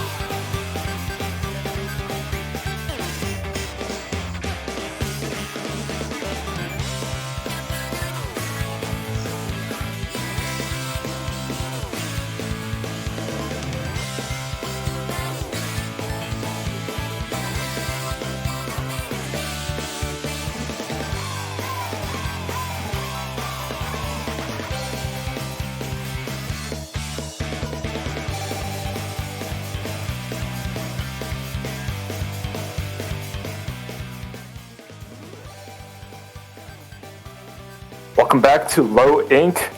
We're about halfway through day one, and we are switching commentators over. My name is JPEG. I'm joined by Ho and Hero. How are you doing, Ho? I'm doing pretty good today, JPEG. How are you? I'm great. I'm always loving Low Ink day one, seeing who moves on to day two. It's always really exciting to see some of those more unknown teams. I love seeing all the teams come out and play Low Ink. It's just wonderful to see that this community has just adopted Low Ink. We love it. Yeah, so getting started for round 4. We're gonna watch the Wiggly Phantoms versus Luminescent Ink. Both teams are in a room, almost readied up actually. So take a look at how both these teams are doing in Group A. Wiggly Phantoms at 39th out of 48, and Luminescent Ink at about 31st place. So both teams are placed pretty evenly. Yeah, that's actually pretty normal with Swiss. But actually, it looks like here we go here with the first round. So looks like we have Luminescence in the blue and the Wiggly Phantoms in the yellow. And we're going to get straight started here. And we have Pro, C-Doolies, Jet, and Junior on the side of Wiggly Phantoms, and on the side of Luminescence we have Charger, which I've seen less backliners lately actually, so it's nice to see some backlines. Machine, Doolies, and Blaster, which is another lesser used weapon, but looks like Luminescence is going to make that first push. Yeah, Luminescence going immediately 2 down, and while no, my bad. Wiggly Phantom's going 2 down, allowing Luminescent Ink to get a pretty slow start, but still start nonetheless. Wiggly Phantom's going 3 down, going to back them up. Yeah, Wiggly Phantom's going all the way back to that goal, and now trying to push forward to at least protect checkpoint 2, because checkpoint 1 is down there. But it does look like they're going to go down 2 again. Yeah, Luminescent is just going to dominate right now. They do lose that ink jet. Yeah, especially considering that they have all their specials ready. Luminescent Ink is doing a really good job pushing forward using their specials at the right time. Nice pick there. That is the delayed wipe on this for Wiggly Phantoms. So now this is their chance to get going. They have to climb in though. And they're going to do just that, putting pressure on Luminescence off the tower here, but it looks like they're not going to do too good of a job of that here. Yeah, they didn't quite get mid-control as fast as they should have, allowing Luminescent to kind of avoid a potential push on the side of Wiggly Phantoms. Now both teams are just fighting for that mid-control. Wiggly Phantoms takes 1 drop there. I actually thought they would have gotten 1, and now they're down 2 actually, so that's devastating. They're going to have to do their best to hold this here, and they actually go down 3, and this is definitely going to be the start of a push for Luminescence. Yeah, about halfway through the match, 3 specials on the side of Luminescence. Yeah, definitely. This seems to be a trend with them. They're really good at starting pushes while maintaining their specials, which is a really good skill to have. That's a right on the side of Wiggly Phantoms. So even better for them. Luminescence now making use of one of those specials, the Inkjet out, the Charger ready. So much for unusual weapons. You could still win with Charger and Blaster. Yeah, Charger and Blaster are definitely a pretty common pick for Wahoo Tower, but it's still weird weapons to see in comp. Yeah, which bugs me a little, but hey, it is what it is. Yeah. Wiggly Phantom's trying to desperately get that mid control. I think they're trying to play a little faster here. That seems to be their downfall. Be faster. Yeah. But they do seem to be getting picked off 1 by 1. I think they need to pair up a little more. Clapples on that CDS, does not get that pick and gets picked instead. And that is 2 down on the side of Wiggly Phantoms. That play there, unfortunately, did not go their way. Yeah, Luminescent Ink definitely trying to maintain that mid control. I don't think they're trying to push anymore. Just playing a little safer in the last minute of the match. All they have to do is hold, that's for sure. They have a Defending solid definitely. 25-point lead here. But if defending's a they lot go easier. too passive, that could be their downfall too, so just have to see. Blaster on the side of Luminescence does go down along with the machine. Luminescence gets one back, and now Wiggly Phantoms is going to start their push attempt, and they are now holding checkpoint 1. The Stingray coming out to block that push though, and Luminescence does get the pick. Yeah, Stingray plus Blaster is a devastating combo. Going to get 3 down. Yep, that's going to be 3 down for Luminescence as they start to push up again. Oh, how did he not see that? Not sure how he didn't see that splat bomb, but that is going to be a gift for Wiggly Phantoms because they need to go. This charger is down. Is that going to be 3? No, he snuck away. They don't have much of a choice now. They have to go anyways and deal with the fact that he's still there. Wiggly Phantoms starting their push, one on the wall, and he does get that pick. Tower goes down and gets captured by Luminescence, and that is going to be our first game. Yeah, really good potential on the side of Wiggly Phantoms. Luminescent doing a good job asserting their dominance, trying to keep up the pressure. Wiggly Phantoms, about halfway through that match, you definitely saw a playstyle shift. They played a lot more aggressive, tried to get in a little bit more. However, I think they need to start pairing up a little better because they kept getting singled out. I agree, yeah, and it's definitely great that they were able to recognize mid-match, hey, this isn't working, we need to shift, we need to be more aggressive, and actually executing that, because a lot of teams will not be able to make that shift until you're between matches. If you're able to shift in-match, they could have come back and taken that game, possibly. Yeah, you definitely saw the potential on the side of Wiggly Phantoms. Next up, looking at Splatstone's Muscle Forge, definitely a different map entirely. This map mode's really interesting. It's very centralized, not a lot of space to play with here, unlike Wahoo World. Yeah, the trenches especially, alley I believe they're called, really constrict your movement, and even with the fact that you can go up the walls into mid isn't always, safe. So alley can be a great way to shark in, but it can also be extremely dangerous. Restricted. Yeah, it really puts you out of position if you're in there at the wrong time. Mm-hmm. So you have to be very much aware of what's going on if you're going to use alley. On the other hand, bridge is not much better. There's no ink. You have to walk across this bridge into mid. It really opens you up. So generally, you're not going to be using that. Generally, you'll be using one of the 2 lockers on the side. But we'll see what the teams do here as we're about to get started with Splat Zones on Muscle Forge Fitness.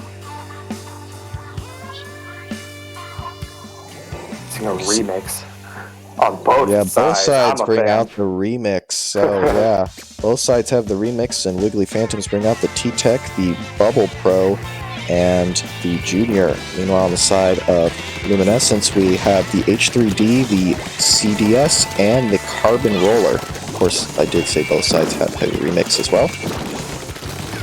And 2 here down we go. already.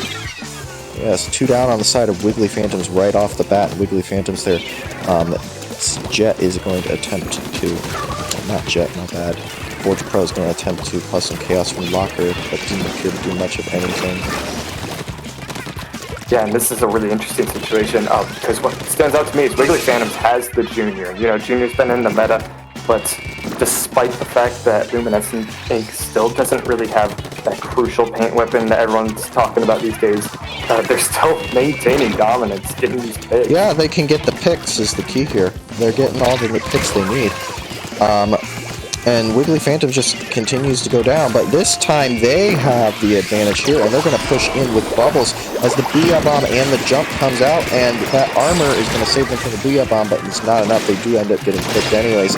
Luminescence holding on to the zone, and it has not been capped yet, and it looks like they're going to take it back. No. Wiggly Phantoms does manage to at least get a penalty. That was a huge Booyah Bomb. Stopped those bubbles that otherwise would have capped the zone there. Absolutely.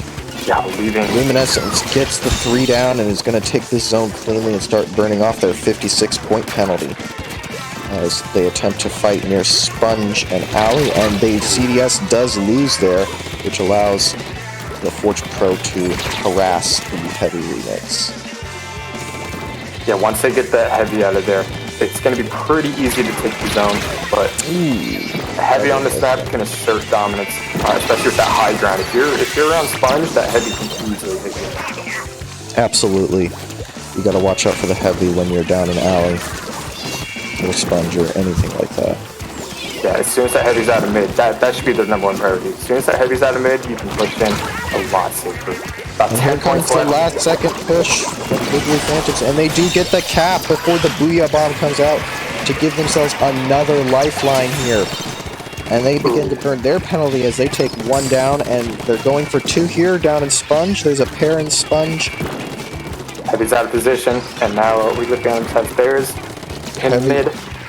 One jump out from their Sponge, and it looks like Heavy is going to get into position to go after the other Heavy, and he doesn't get the pick, and he's forced back by the Carbon with the Splashdown, and here's the Booyah Bomb as well. A Heavy push in forces that Heavy out of position, and Luminescence makes use of that to push all the way back in, and gets a couple clean picks here, including the Heavy. Yeah, despite that total turnaround on the side of Wiggly Phantoms, they had mid all in control, but Luminescent went in all at once, using their specials wisely, and it turned it around back again. Absolutely. That's what you have to do in this game. Yeah.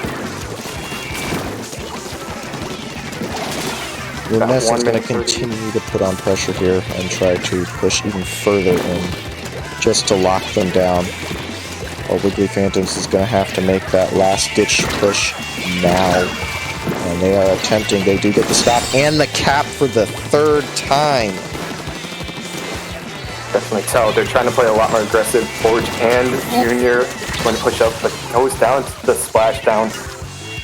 Splashdown on that splat roller here, roller replica actually.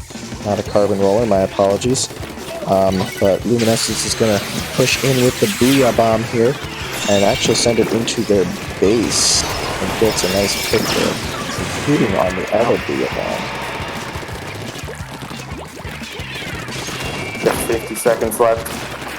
50 seconds in the game. Probably less if Luminescence can hold this zone. And that is going to be it. That is a wipe. There is almost no chance here of Wiggly Phantoms coming back, and that was it. So, Luminescence takes game 2 and technically wins the set, but this is play all 3, so we will have a 3rd game. Of course, winning the 3rd game, if you're already losing the set, still helps out in the Swiss ranking. So you definitely want to try to get that win. It's useful in tiebreakers, absolutely.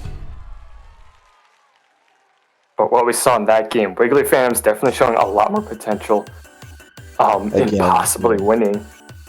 Wiggly Phantoms, I think they can do it. Though we'll just have to see if they can put it together here on Clan Blitz Inkblot, which requires a lot of coordination, which might be tricky for them. Either way, if they can make use of this to practice, learn, and honestly, if they can nail it here, that would be awesome. But regardless, yeah, it's a good Luminescent Ink. I don't recall ever watching Luminescent Ink, so it's really surprising to see this team have such dominant strats here. So I'm looking forward to seeing more of them in the future. After this set, I'll definitely be keeping an eye on them. Yeah, absolutely. So we get to move on to our 3rd and final game of this set, Clan Blitz on Inkblot Art Academy. What do you got to say about that stage, JPEG? The thing that stands out here is the basket's so close. So as soon as you lose mid control, like, the enemy can just enter your base and score. And you gotta be really mindful of the map control on here. Yeah, there is a little bit of defense there because it's not the easiest to quickly run up those steps. But even with that, you're gonna either have to be holding them right at the door or you have mid. Mm-hmm.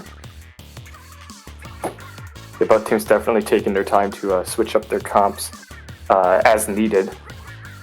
Yeah, you'll want to think about it and be careful about what you pick, but it looks like both teams are now ready just a few seconds before the timer.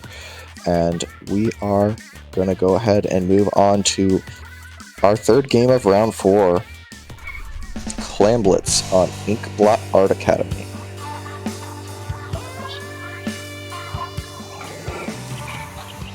Wiggly Phantoms definitely opting for turf control. As I stated before, you want that mid control, but Yeah, Junior Remix, K-Shot, and Bubble Pro. Meanwhile, on the other side, we have Nautilus actually coming out for the first time, along with Nzap Remix and K-Doolies. been seeing a lot more Not players recently. Definitely a strong pick, especially in this scenario where they'll have to like peek around these blocks. And, Yep. yeah. Looks like that Wiggly Phantoms has 2 down though, and they're going to use that to try to move up into mid and prepare clams. Maybe not at the speed they should be though, at least from our point of view. Yeah, with them being on the edge of the map there, that really let Luminescent take back mid, allowing them to get 3 hits. And a power They're plant. going to make use of that to score right away because they did have mid, just like you mentioned, for the game.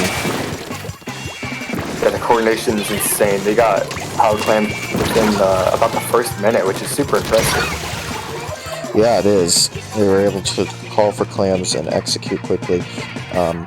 So that's always very good to see for a team.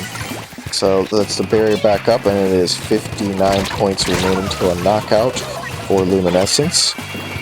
A solid first push.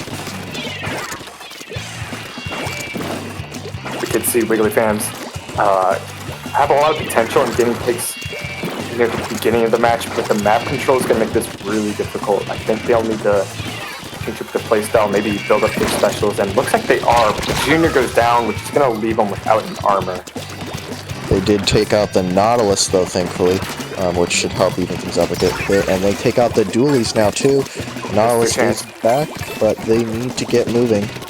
Yeah, they need to push up way faster. That was a delayed triple, and they're just now taking in mid control. They're going to have to push in through the entire enemy. It looks like the 2 Splatlings are up here on wall, attempting to hold back the other team. Tinamissile should hold them back a minute because they do have to move to handle that. But it seems to be going fairly well because, well, it's 2 down on both sides, actually. Here comes the Booyah Bomb out to open the door, and that... he survived! Wow, okay. Yeah. Always run quick jump on your heavy. Yeah, you definitely want that. Backlines, quick super jump can save your life. And if you can save all those few seconds, especially considering how valuable time is in this game. Yeah. The Phantoms has 2 power clams, but 3 specials too. I think they need to get moving. Start utilizing and coordinating the specials. They're in a good position here. They have 1 pick, they have all specials, they have a pick down, they have power clams. It's time to go. Yes. And they're attempting to. The bubbles come out, but they get picked immediately, and they go down 2. Quite unfortunate. There goes the power clam, the Booyah Bomb comes out, and the Booyah Bomber is down. That is a delayed wipe for Wiggly Phantoms. The whole push, the whole prep did not work out. It looked like everyone was moving in alone, unfortunately, so lack of coordination on that part. That takes time. Yeah, Luminescent Inc. also really picked their targets wisely. Absolutely, they knew their priorities and went after them and worked together to take them out. It'll leave Luminescent Inc. with big control. Despite being 3 down, this Sap's doing good work on it. At least staying alive and distracting that heavy. Gets a good jump out too. You want to keep that armor as it gets readied up now.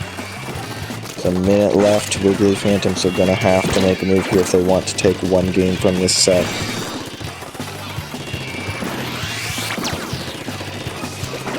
Nautilus moves in to try to pick off the one moving through mid. Does not get that pick.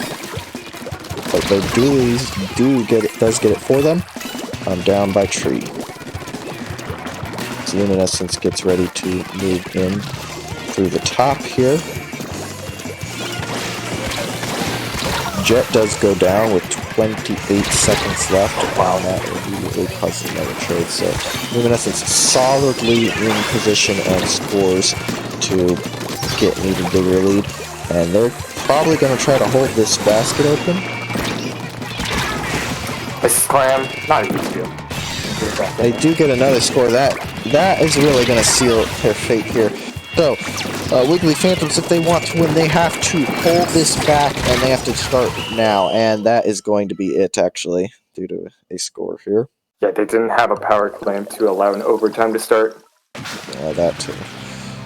So, looks like that will be the end of it for Wiggly Phantoms. And they will have to take the 3-0 loss in this set. A lot of potential still. Someone to keep an eye on over time, and we'll see how much they've improved in the future.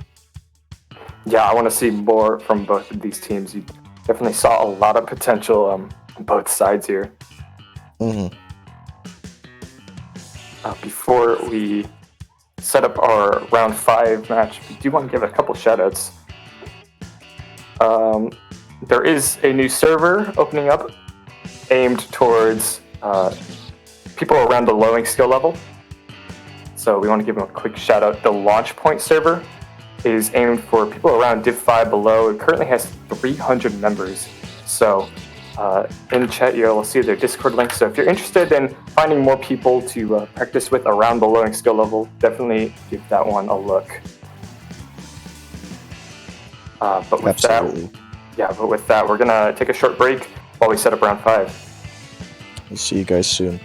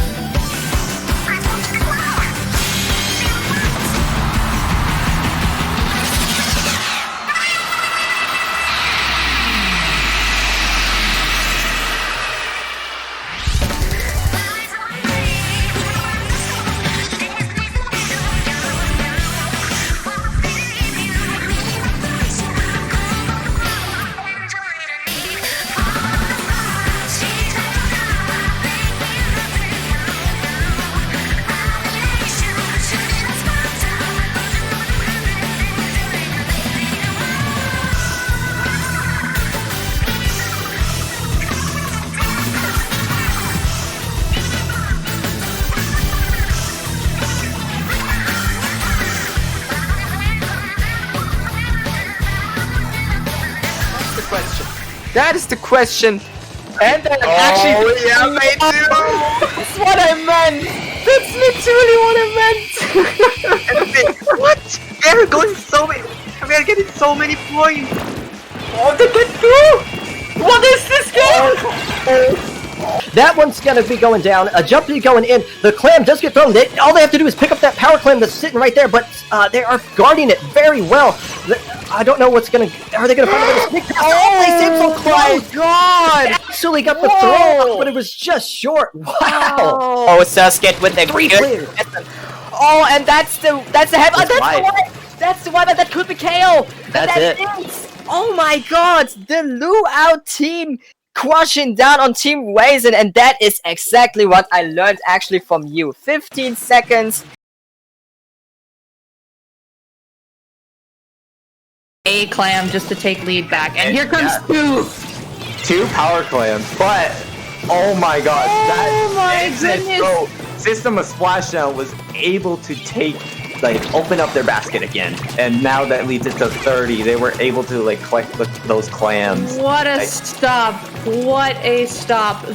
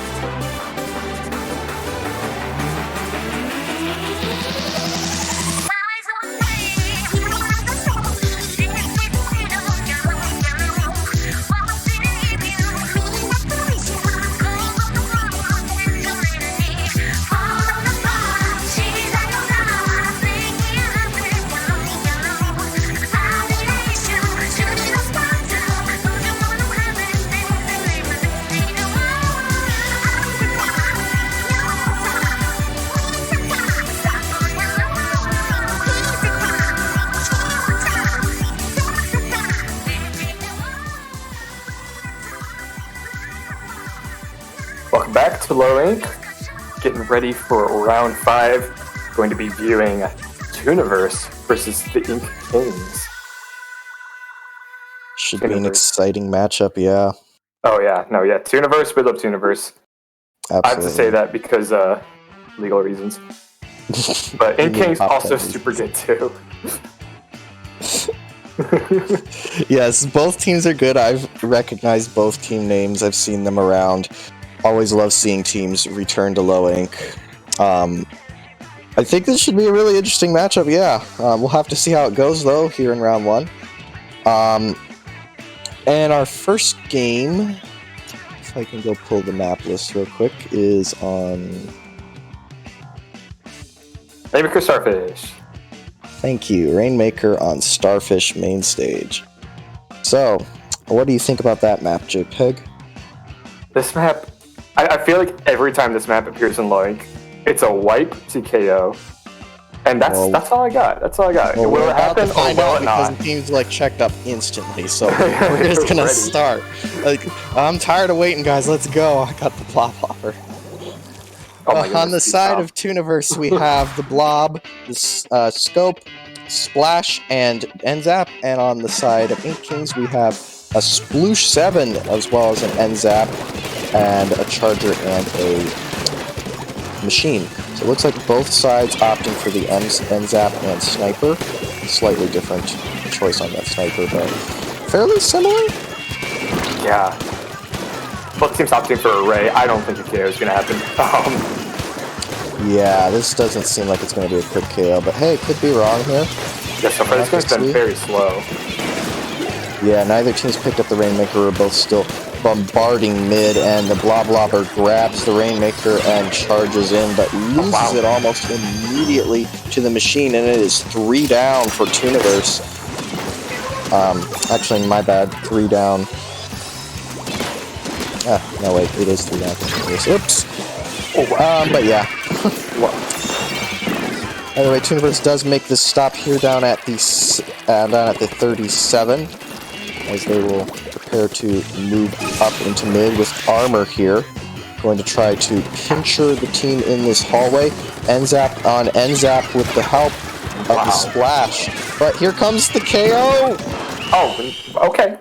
Yep, right out of the corner, right behind us. Knocks it out when nobody was looking.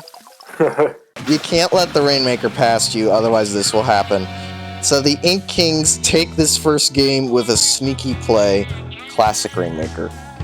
That seems to be the trend with them this game. Tunaverse had an opportunity to get a substantial lead, but there was just someone hiding that took out that push. And that is going to be that for the first game. So Tunaverse is going to have to come back from that.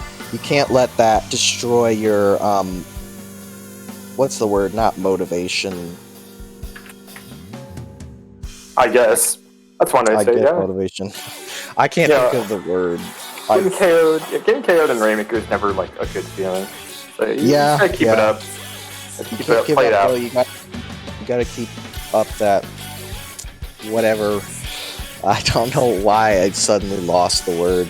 But yeah, so they're gonna have to move this through tower control on Snapper Canal. So what do you think about this one, JPEG? This map's definitely weird to play on because what always stands out to me on this map is the checkpoints. The checkpoints, you have to get past them, and once you're past the checkpoints, you're set. And we're about to find out because they're not giving us any time to talk about maps, apparently. Yeah, they're going in. So we're just going to go right in with some changes in weapons I see here. On the side of Tunaverse, we have the Junior, Sniper, CDS, and K-Shot. Meanwhile, on the side of Ink Kings, we have the K-Brella, NZAP, Sniper, and K-Pro. So, yeah. Nothing really out of the ordinary. Backlines are on the decline, as I mentioned last round, but it's always good to see them, in my opinion. Yeah, and that is a nice sniper, actually. Yeah. What's interesting about this map is that the tower goes to one of the sides of the map, which makes it really difficult for the defending team. Because unlike other maps where the tower goes towards spawn, the tower actually goes away from spawn. So you really have to be on top of your game, making sure you're not getting picked off too easily. This first checkpoint could be a little tricky too because it's surrounded on two sides by water. And even worse, if it moves and you're not ready for it, you could just drop right in. Oh yeah, very common thing. Done that many times myself. But it looks like Inkling has successfully handled that checkpoint and is going to have their Capo move into Tunaverse's spawn here. And try to get a pick here, but they end up getting picked instead, which is excellent for Tunaverse as they've cleared 2 checkpoints. If they can clear this third one, it's pretty easy to win here for them. But looks like Tunaverse is going to get that pick and move into mid and get that pick down using their junior armor out as well. Yeah, Tunaverse definitely in a good position map control-wise. They need to push up a little more left if they want to get an easier time getting that tower in there, but nonetheless, it's done a good job being a lot more proactive in map control. Yeah, improvements definitely. They do need to get in position for that push, but right now it's not the time because they're being counter-pushed. This is what I mean by the checkpoint being so important. You see the tower just glides right through there. Inkling's not too much to worry about because the tower is just already right there in a weird spot for Tunaverse. Yeah, so it's pretty easy to get back to checkpoint 3 thanks to the tower route. There they are, actually. It's going to go straight to checkpoint 3. Nice wrap around to get the trade, but that is it's going to be close here. They have to get this pick. They do get the pick, and the sniper's the last one. He's not going to get the position for this. And this is going to be Tunaverse's chance to move up. Do lose their CDS, though. And Violet is going to attempt to attack here. And goes down. Very good aggro player. We've been seeing Violet going to their spawn, doing a good job just being in their face. Excellent work, yeah. You absolutely need that aggression if you're going to succeed. Junior being a touch aggressive here too. It gets one to jump. 2 downs left in Tunaverse. They're definitely in a defensive position, which isn't where you want to be if you want to get that lead back. Yeah, they haven't even moved the tower at all, actually. Beyond the 100 at least. But here goes the tower. Actually, it's going to stop here in mid for a moment. And it looks like Inklings is just going to try to bide their time here, not too worried. And I wouldn't be too worried if I was them either. They have a solid lead, they have solid control. It definitely looks like they're going to win this game. Tunaverse starting to push up. They need more people in front of that tower. But yeah, they get that array baited out. Yeah, you absolutely have to put people in front of the tower to push it successfully here. Seen someone fall off the map. Talked about that earlier. Yeah, there we go. And that is going to be 3 down on the side of Inkling. So this is Tunaverse's chance with a minute left. Tunaverse can push up. They're going to go around for the flank on that Pro. Pro forced back into street. Dooley's going to fight them. And he's kind of getting out of position. Now, not many people around the tower. Yeah, got to keep on position. K Brella is going to be doubled here. Oh, really good tag. They need to get that sniper out though. That sniper, especially with that booty bomb there, it's going to be tough. Ooh, that's going to be a heavy pick. And they do not clear that checkpoint. That is devastating. If they had cleared that checkpoint, their odds of winning would have gone way up. Checkpoints are absolutely key on all tower control maps, but especially this one. Yeah. So unfortunately, they're going to have to take this tower in the next 15 seconds and then push through all 3 checkpoints. We saw a really good push there, but they're going to have to do that again, and I don't know if that's likely. They have to do it again, and they have to do it better. Yeah. Seeing a ray on the side of Tunaverse ready up, and missiles. Missiles go down, and the ray goes down, and that's going to do it. And that is it for this second game. Inklings taking the first 2, turn it Tunaverse with the chance to take the third to give themselves a better shot at tiebreak for Top Cut qualifications. See Violet with the 15 picks. Violet is definitely the aggro player for Inklings. Yeah, doing a good job of putting up the aggression. That's an important thing to do on tower control. Again, this is a play all 3, so while Inklings is up 2-0, we will see one more match. And we're going to head into Splat Zones on Skipper Pavilion. JPEG, what do you have to say now? Because they're probably going to take no time. I don't like Skipper. Okay, they're taking their time a little bit more, so let's discuss this a little bit. Skipper is an odd map to play on. It's such a split map where you need people on top, you need people on bottom, and you really have to coordinate where everyone needs to be, because if you kind of have an imbalance, you can get overtaken easily. There's been many times on Skipper where the other team will be heavily focusing on Garden or on Hill, and I'll just order a push through the other way, and we'll just go straight through them, and that works. Yeah, it's weird, because this map, you can just walk past the enemy team. You gotta be aware of that kind of thing. Yeah, you got it. Your backline, assuming you have one, or whoever, your team in general should be keeping on. Hey, where's the other team? Are they moving down the Garden? What's going on? Keep an eye out. Yeah. The usual map sense of where everything is exceptionally useful, especially in Skipper Pavilion. It looks like we're just about ready here. Just waiting on one to check up, and there we go. So, let's head on into Splat Zones on Skipper Pavilion.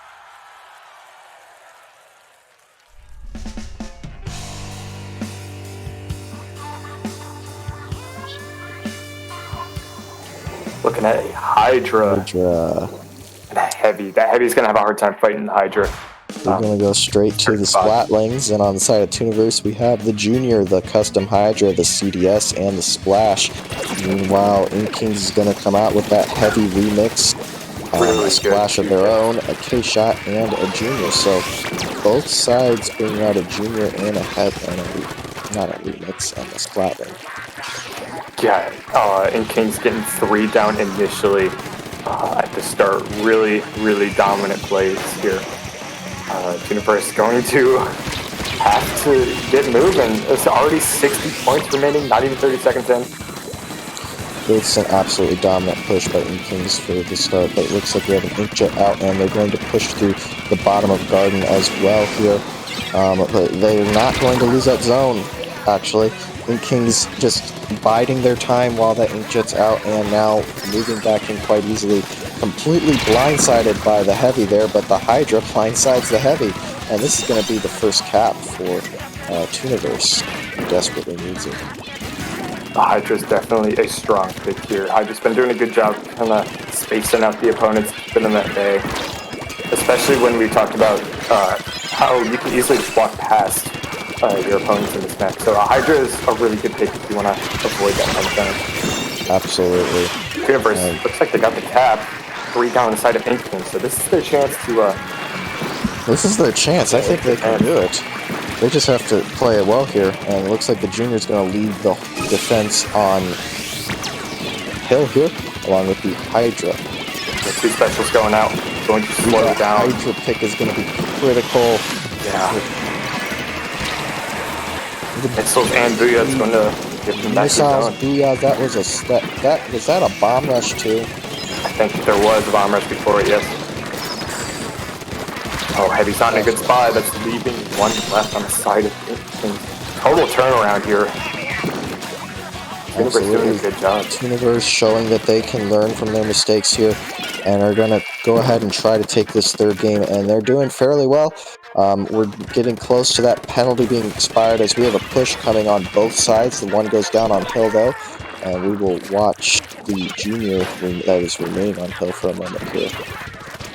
Oh, sure, we'll switch to Garden. 10 missiles out into Garden. Yeah, Inkling's using all their specials to desperately get that cap back so they don't lose lead. About halfway through the match timer. 3 down again. They got it. That's a wipe. That is a wipe. Tunaverse up in a dominant position here in Game 3. And they're going to just completely try to wall out Inklings to get this, lead, firstly, and then possibly a knockout. Armor coming out from the Hydra, and missiles coming out as a counter. And that's going to push them back, and they're going to cap again. This is so incredibly close. I noticed as soon as the Hydra, again a wipe by the way. Another I noticed wipe. This the is so close. Hydra. Tunaverse just needs to hold it for long enough to take the penalty off and 2 points. Because if they tie and lose it, it'll go up by 1, so they have to take 2 points off. Really close about. Looks like But they're Mike- about to do it. There it They did is. do it. So there's lead. Now Inkings can't just play tap and retreat. They have to go in and hold. Looks like they are. Actually attempt to do that here. Looks like they're doing a lot better. Junior goes down to Violet, the aggressor in all our previous games, as they get into defensive positions. Now, Tunaverse show their offense again here. With the Hydra out of position, it's going to be tough. Yeah, and it looks like Inkings is just getting ready to start taking off points. They have 10 points remaining until that lead. Oh, nice. Wow. Oh! Really That's close going to be a still. 42-point penalty with 36 seconds left in the game. Oh, not the best trade. Going to slow down the game at least so Tunaverse can manage it a little easier. And 3 bombs going out. Inkings desperately trying to ink the zone. They do get the cap with 18 seconds left. They get one down to a well-placed splat bomb as Hydra down in Garden, putting as much pressure on zone as possible with 10 seconds left. The Hydra is in an incredible spot for defense. Booyah bomb comes out and it is going to take that jump out. We got one down and that is it. That was all just a blur at the end, but that is it. Tunaverse is going to take one back, and in the end, the Inkings will take this set 2-1. Again, with Swiss ranking, even if you lose to a 2-1 situation, you will still be ranked a little higher than what you would have been in a 3-0. So, really good win for Tunaverse if they want to keep up their ranking and possibly move on to day 2. Absolutely. So Tunaverse, with that win in the end, showed that they are able to adapt and learn. Good work by them. And excellent work by the Inkings, too, taking those first 2 games, including a sneaky Rainmaker win in Game 1. So both teams did well. Enjoy your win, Inkings. We'll see you guys in the future, hopefully, and we'll see how things pan out after Round 6.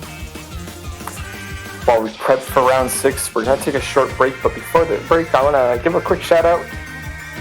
Here at IPL, we do have a weekly tournament called Swimmer Sync. It's kind of the go-to weekly from us. So if you like what you're seeing here in Low Ink, you definitely want to look at Swim or Sync. It takes place every Wednesday night. But till then, we're going to get round 6 ready. So we're going to take a short break. We'll see you guys soon.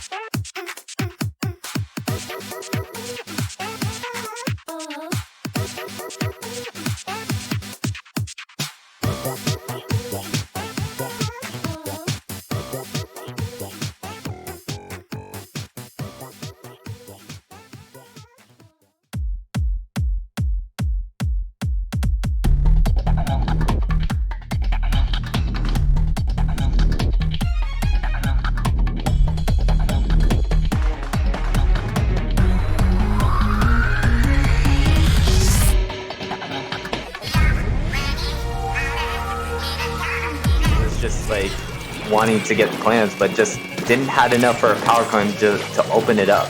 And here's take number 2. Are they going to get the power this time? No! No! They didn't get the power! That is so unfortunate. This tent is trying so hard. Third time's a charm, though. They got it in. The Autobots. Yeah, you definitely don't want to have those checkpoints laying around, but you also can't leave it late. It's better to just take them out. And Last Chance is going to play a little bit of defense, perhaps saving the map for them, as Xanadu takes it all the way up to 94 points on the board. Like Last Chance. Oh, that was big. 3. Bravo to the Forge there. That was a great bubble, great clear. Look at all these clams go in. That could be it. This might be it. Zandy's coming in. They do have those quick weapons, and that'll do it. Oh, that was a It's on the left and right. I think they want to avoid that expo. The biggest thing, which I guess they already did, they took down the Explo there. Oh, 2 picks down that the Remix have got here. 3! Yeah, this could be it. They're going to get the lead here. The Team Ryzen, they don't really have to go anywhere to get lead, just to get below 69 points. They are going the right side. That is the long way to go, but it is the safe way to go, and they do get lead. God. Wow! What happened? That was a back and forth. The game was so stale with both teams pushing.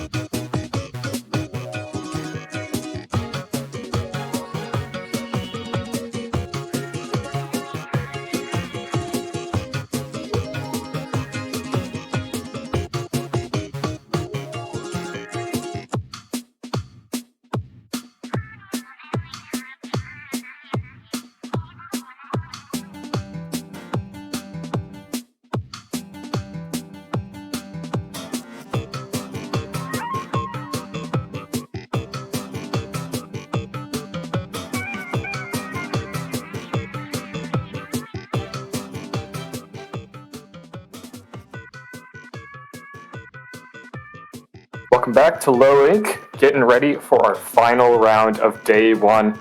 Going to be watching Iride versus Outcast Ninjas. We should have probably went over pronunciation. Chat can call us out for whoever's pronouncing it wrong. Though There you go. It might be me because I'm notorious for pronouncing everything wrong. Yeah. Oh dear. Either way, 2 teams we've seen in Low Ink quite a bit. So, as always, glad to see you guys back. And glad to see you guys on stream. We're heading into our critical final round of Swiss. JPEG, do you know if these 2 are fighting for possible contention in one of the brackets?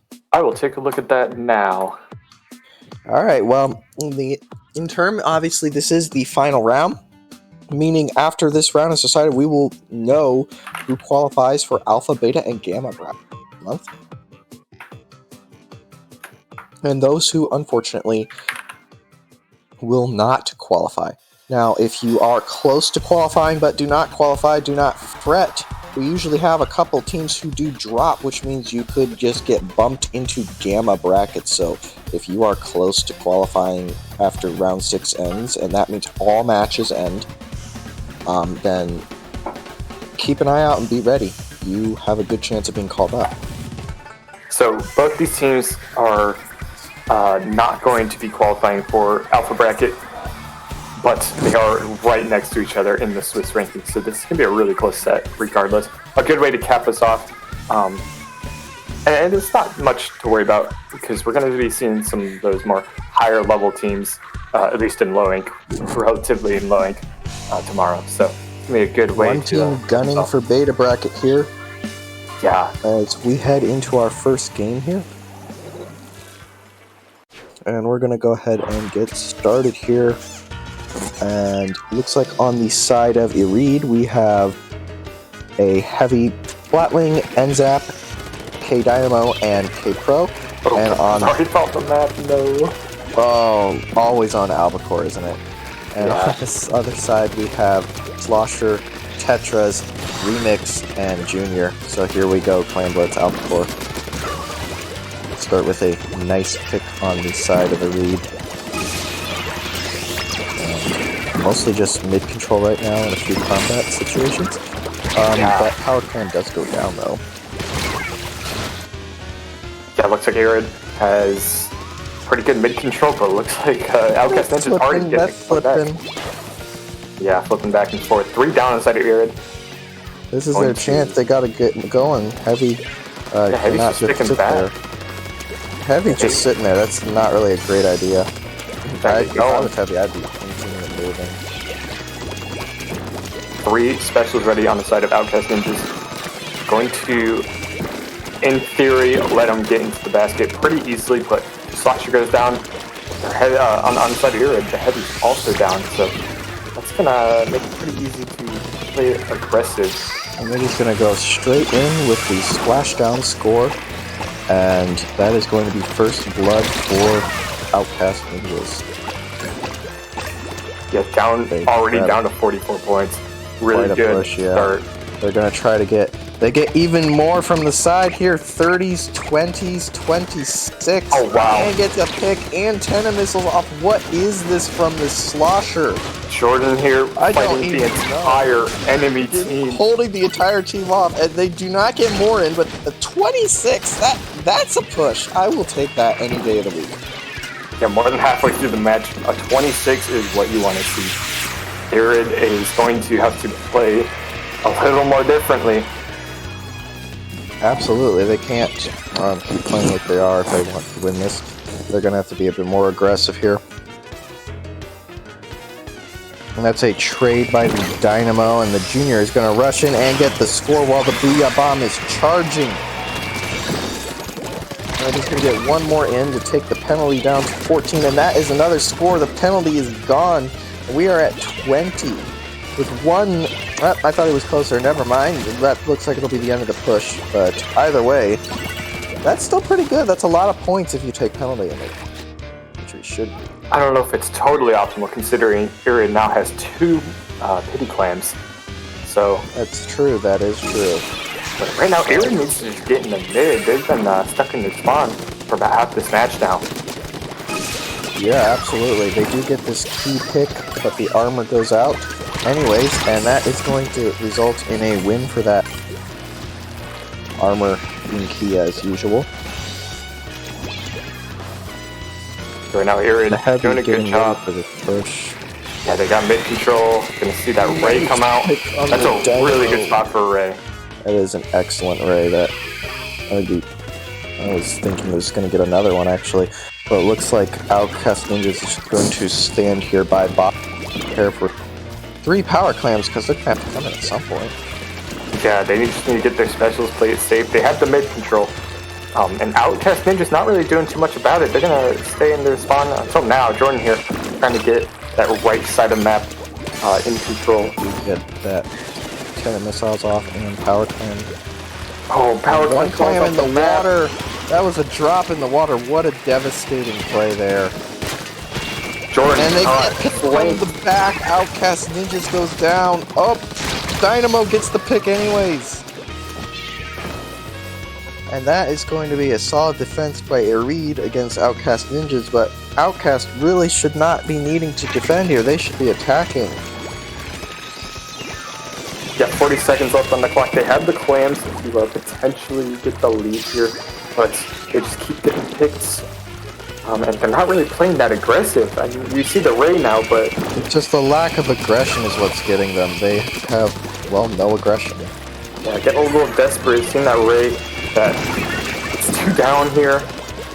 And now Outcast just is in a perfect spot to maybe initiate another push. It's a splat bomb kill too. Yeah. Everything's just coming up for them now, and they're going to armor in and score, take the penalty down to 1. And Yeah, this is going to be a KO, or rather, it's going to avoid an overtime situation. absolutely, and that is the end of game 1, which will go to Outcast Ninjas.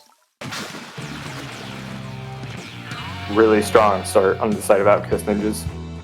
They definitely have Clan Blitz figured out, which can be a tough mode to figure out around this skill level. A lot of newer teams have a hard time getting Clan Blitz, or like getting Clan Blitz figured out. It's definitely the most team-oriented mode. Absolutely, it really tests your teamwork. The Rainmaker on Manta Maria, which is a whole different game here. Mostly because Rainmaker, you never know what can happen in Rainmaker. Honestly, I've given up trying to analyze Rainmaker because every time I do something, the opposite happens. Or every time I say something. There will be a quick win. There's a quick win. And then there's a Won't quick happen. win after you say that there's no quick win. No, So, yeah. JPEG, why don't you make your prediction and then we'll watch the opposite happen? This match will... hold on. This match will last an hour. Okay, cool. I think that's a pretty safe bet for the opposite to happen. Unless, like, everything goes down, which would be a nightmare. But let's knock on wood, that's not happening. But we're going to go ahead and get started here in just a moment. Rainmaker on Manta Maria, though, definitely have to watch out for any pushes through one of the 2 side paths. If you do not carefully watch that, you can just get blitzed, basically. Yeah. I would say this is definitely one of the maps where it's easy to get KO'd on if you're not too careful. As we are almost ready to begin our second to last match of day 1. That went pretty quick, I'm not gonna lie. Yep, it did. So we're gonna... Honestly, it feels like it should be way earlier in the tournament. Either way, we're gonna get started here with game 2 of round 6. That's gonna be Rainmaker on Manta Maria. We're gonna have Iride coming out with the heavy remix as well as the K-Shot, Dynamo, and N-Zap. And on the side of Outcast Ninjas, we have the Slosher, Tetras, and 2 N-Zaps, 1 of each, 1 10 missiles, 1 armor. Don't see Orange Zap very much. The big standout here is backline versus no backline. It's always kind of, at least as me as a backliner, it's always been a huge debate whether you run a backliner or not. So I think we're going to see a huge playstyle shift. You see with Outcast Ninjas, they're just getting these picks because they're playing so aggressive. There's no backliner on their team. However, I think Iride has the defensive advantage if that backliner is in a key position and outrange everyone. Absolutely. But defense is one thing, but you need to score to win, because otherwise you could defend all you want to lose. So we'll have to see if Jordan here. However, before that, Outcast Ninjas is going to push it to 55 after what looked like would be a much larger push.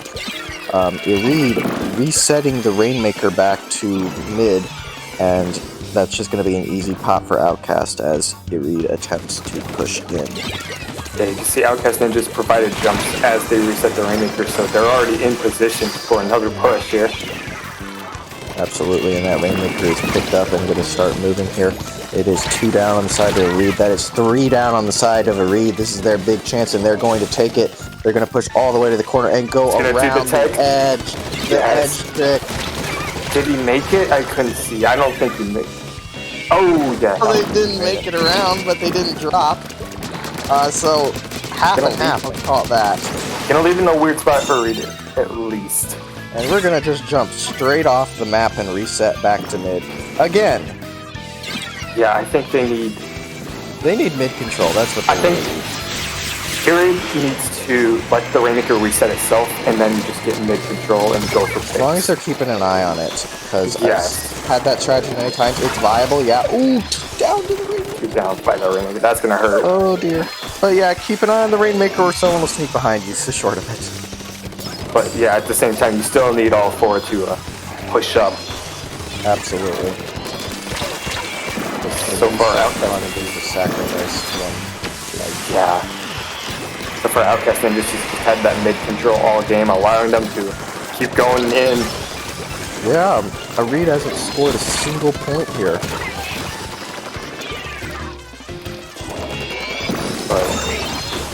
And that's going to be a solid pick by the Dynamo. But Outcast getting ready for another push, and they're just going to blitz it straight down. 31 point left. They kind of have to, considering Iride has the better defensive comp, so as long as they're constantly throwing themselves in and providing the jumps, let's not forget about that. See, you can see them jumping in. So you have to be able to get back in there quickly. Yeah, they really have no other option here. Iride with the key pick there.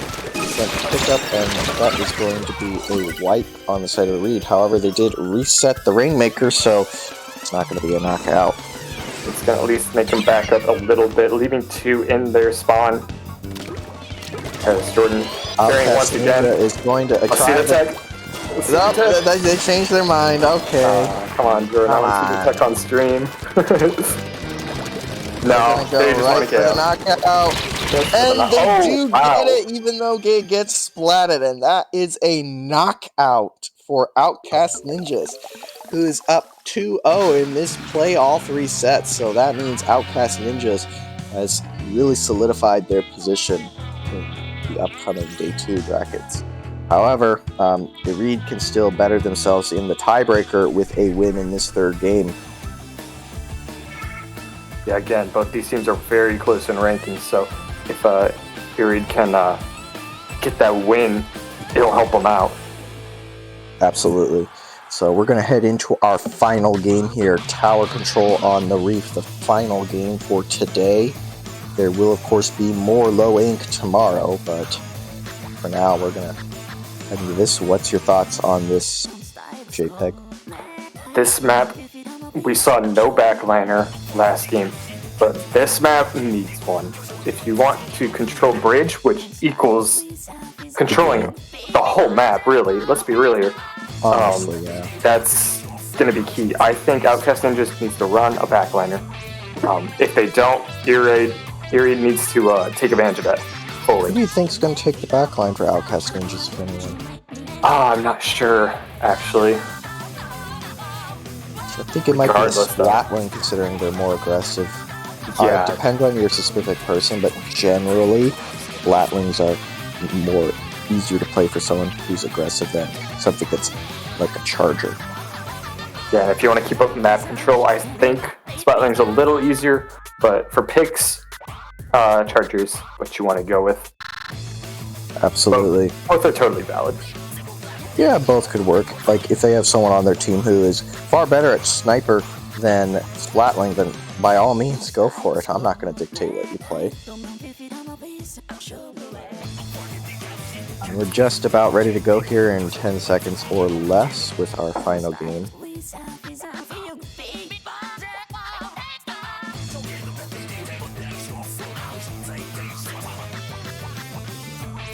Alright then, here we go, our final game for today.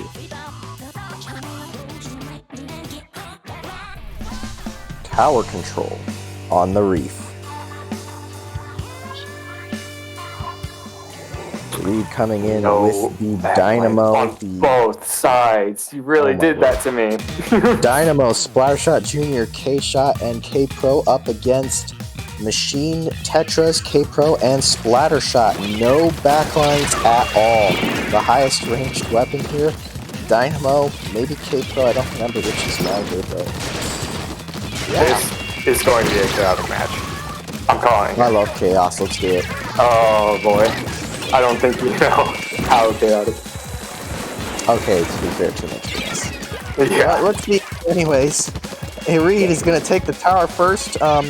Much needed initial push. They get that aggression out, and they're going to try to take this tower. They do almost get that there, but they don't lose either. Oops, that's going to be a low ink loss there. Yeah, Outcast Ninjas, 3 specials ready. They're ready to push. 1 minute left on the clock. Both teams are already pushing. So 1 minute down on the clock. Not left. Seeing an interesting Ray here on Jordan. I think Ray's a really interesting pick here. I don't really see it all too often. Even as a Splatling main, I always go via bomb.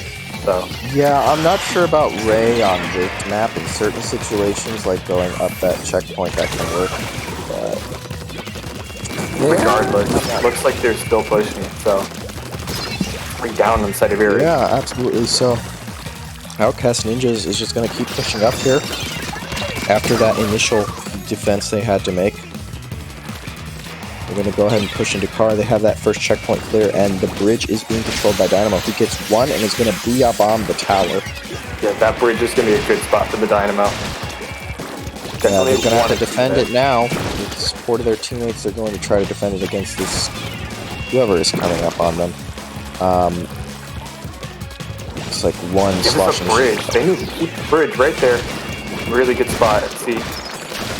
They do get that key pick on bridge there, and he's going to try to booyah bomb the Stingray, and he does succeed in forcing it back, but that, in the end, makes both of them fairly ineffective. I would say the booyah bomb is better. Dynamo on the bridge really allowed him to at least initiate a push. However, didn't really go too far there. I think they needed to commit there, use their specials. The bridge Dynamo is absolutely devastating to Outcast Ninjas. The whole reason Iride is even in the position they are right now. Ooh, wow. But Iride is going to be forced back by a booyah bomb and pressure from the other team. And there's one behind him, and he does not see it in time and gets picked off. Iride moving in with the armor. We have armor v armor. On tower up against Tetras. Tetras rolling around. Does get that pick.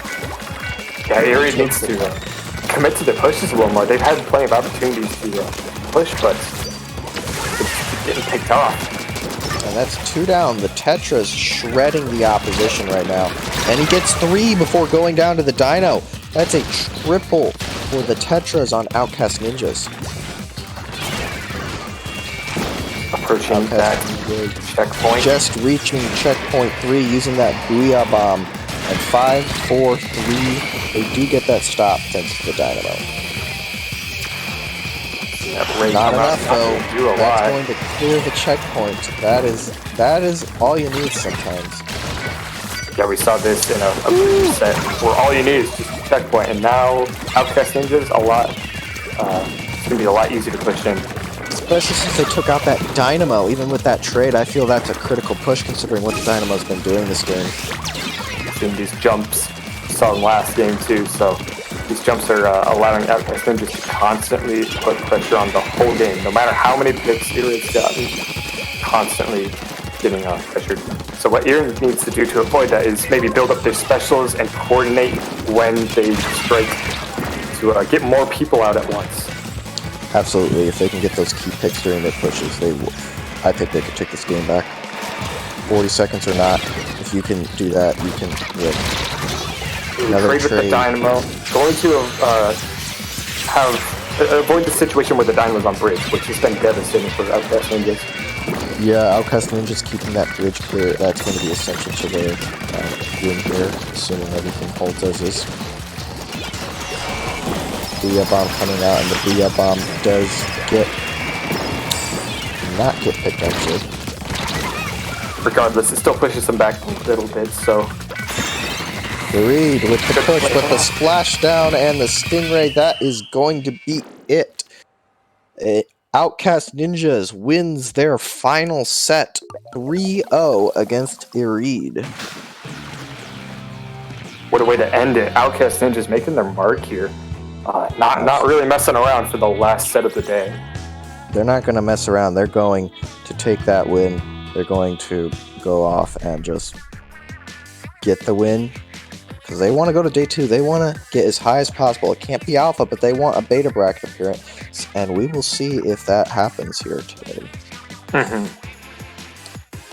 So as for our current standings, we have a number of games still in progress. For the alpha bracket, I see 6 games that do not have results. And, well, not for the alpha bracket, for Group A. For Group B, I see 3, 4, 5, another 6 games. So we have 12 matches pending results. And because of that, we can't give out any sort of results of who's this, that, or whatever. But for our winners of each of the Swiss brackets, those teams that went 6-0, from Group B, we have Persistence with a 6-0 sweep. And from Group A, we have Splat or Swim with their 6-0. So we'll see you two and a number of other teams in Alpha Bracket tomorrow. So that's going to do it for Loink Day 1. If you are new to Loink, if you're just tuning in and you're interested in perhaps playing or getting involved with Loink or any other IPL tournaments, we do have a link to our Discord in chat. We will have a Loink next month. So after this month, keep an eye out for when we announce the next one. Absolutely. We will be deciding that shortly. I know some people are waiting on us to decide when November Loink would occur. It will generally be a Saturday in the later half of the month. So sometimes around United States Thanksgiving, possibly. For the exact date, be sure to join our Discord, which JPEG has kindly linked in the chat. And grab the Loink roll from the Rules and Rolls channel after you read the rules, so you can see the information you need. But I think that's all we need to do today. Yep, I think that'll do it for day 1 of Loink. We'll be back here, same start time as today for day 2 tomorrow. So we'll be back at 1 o'clock p.m. Eastern time tomorrow for the start of day 2, and full results will be in the Discord when available for day 1. So thank you very much for watching, guys. We will see you tomorrow.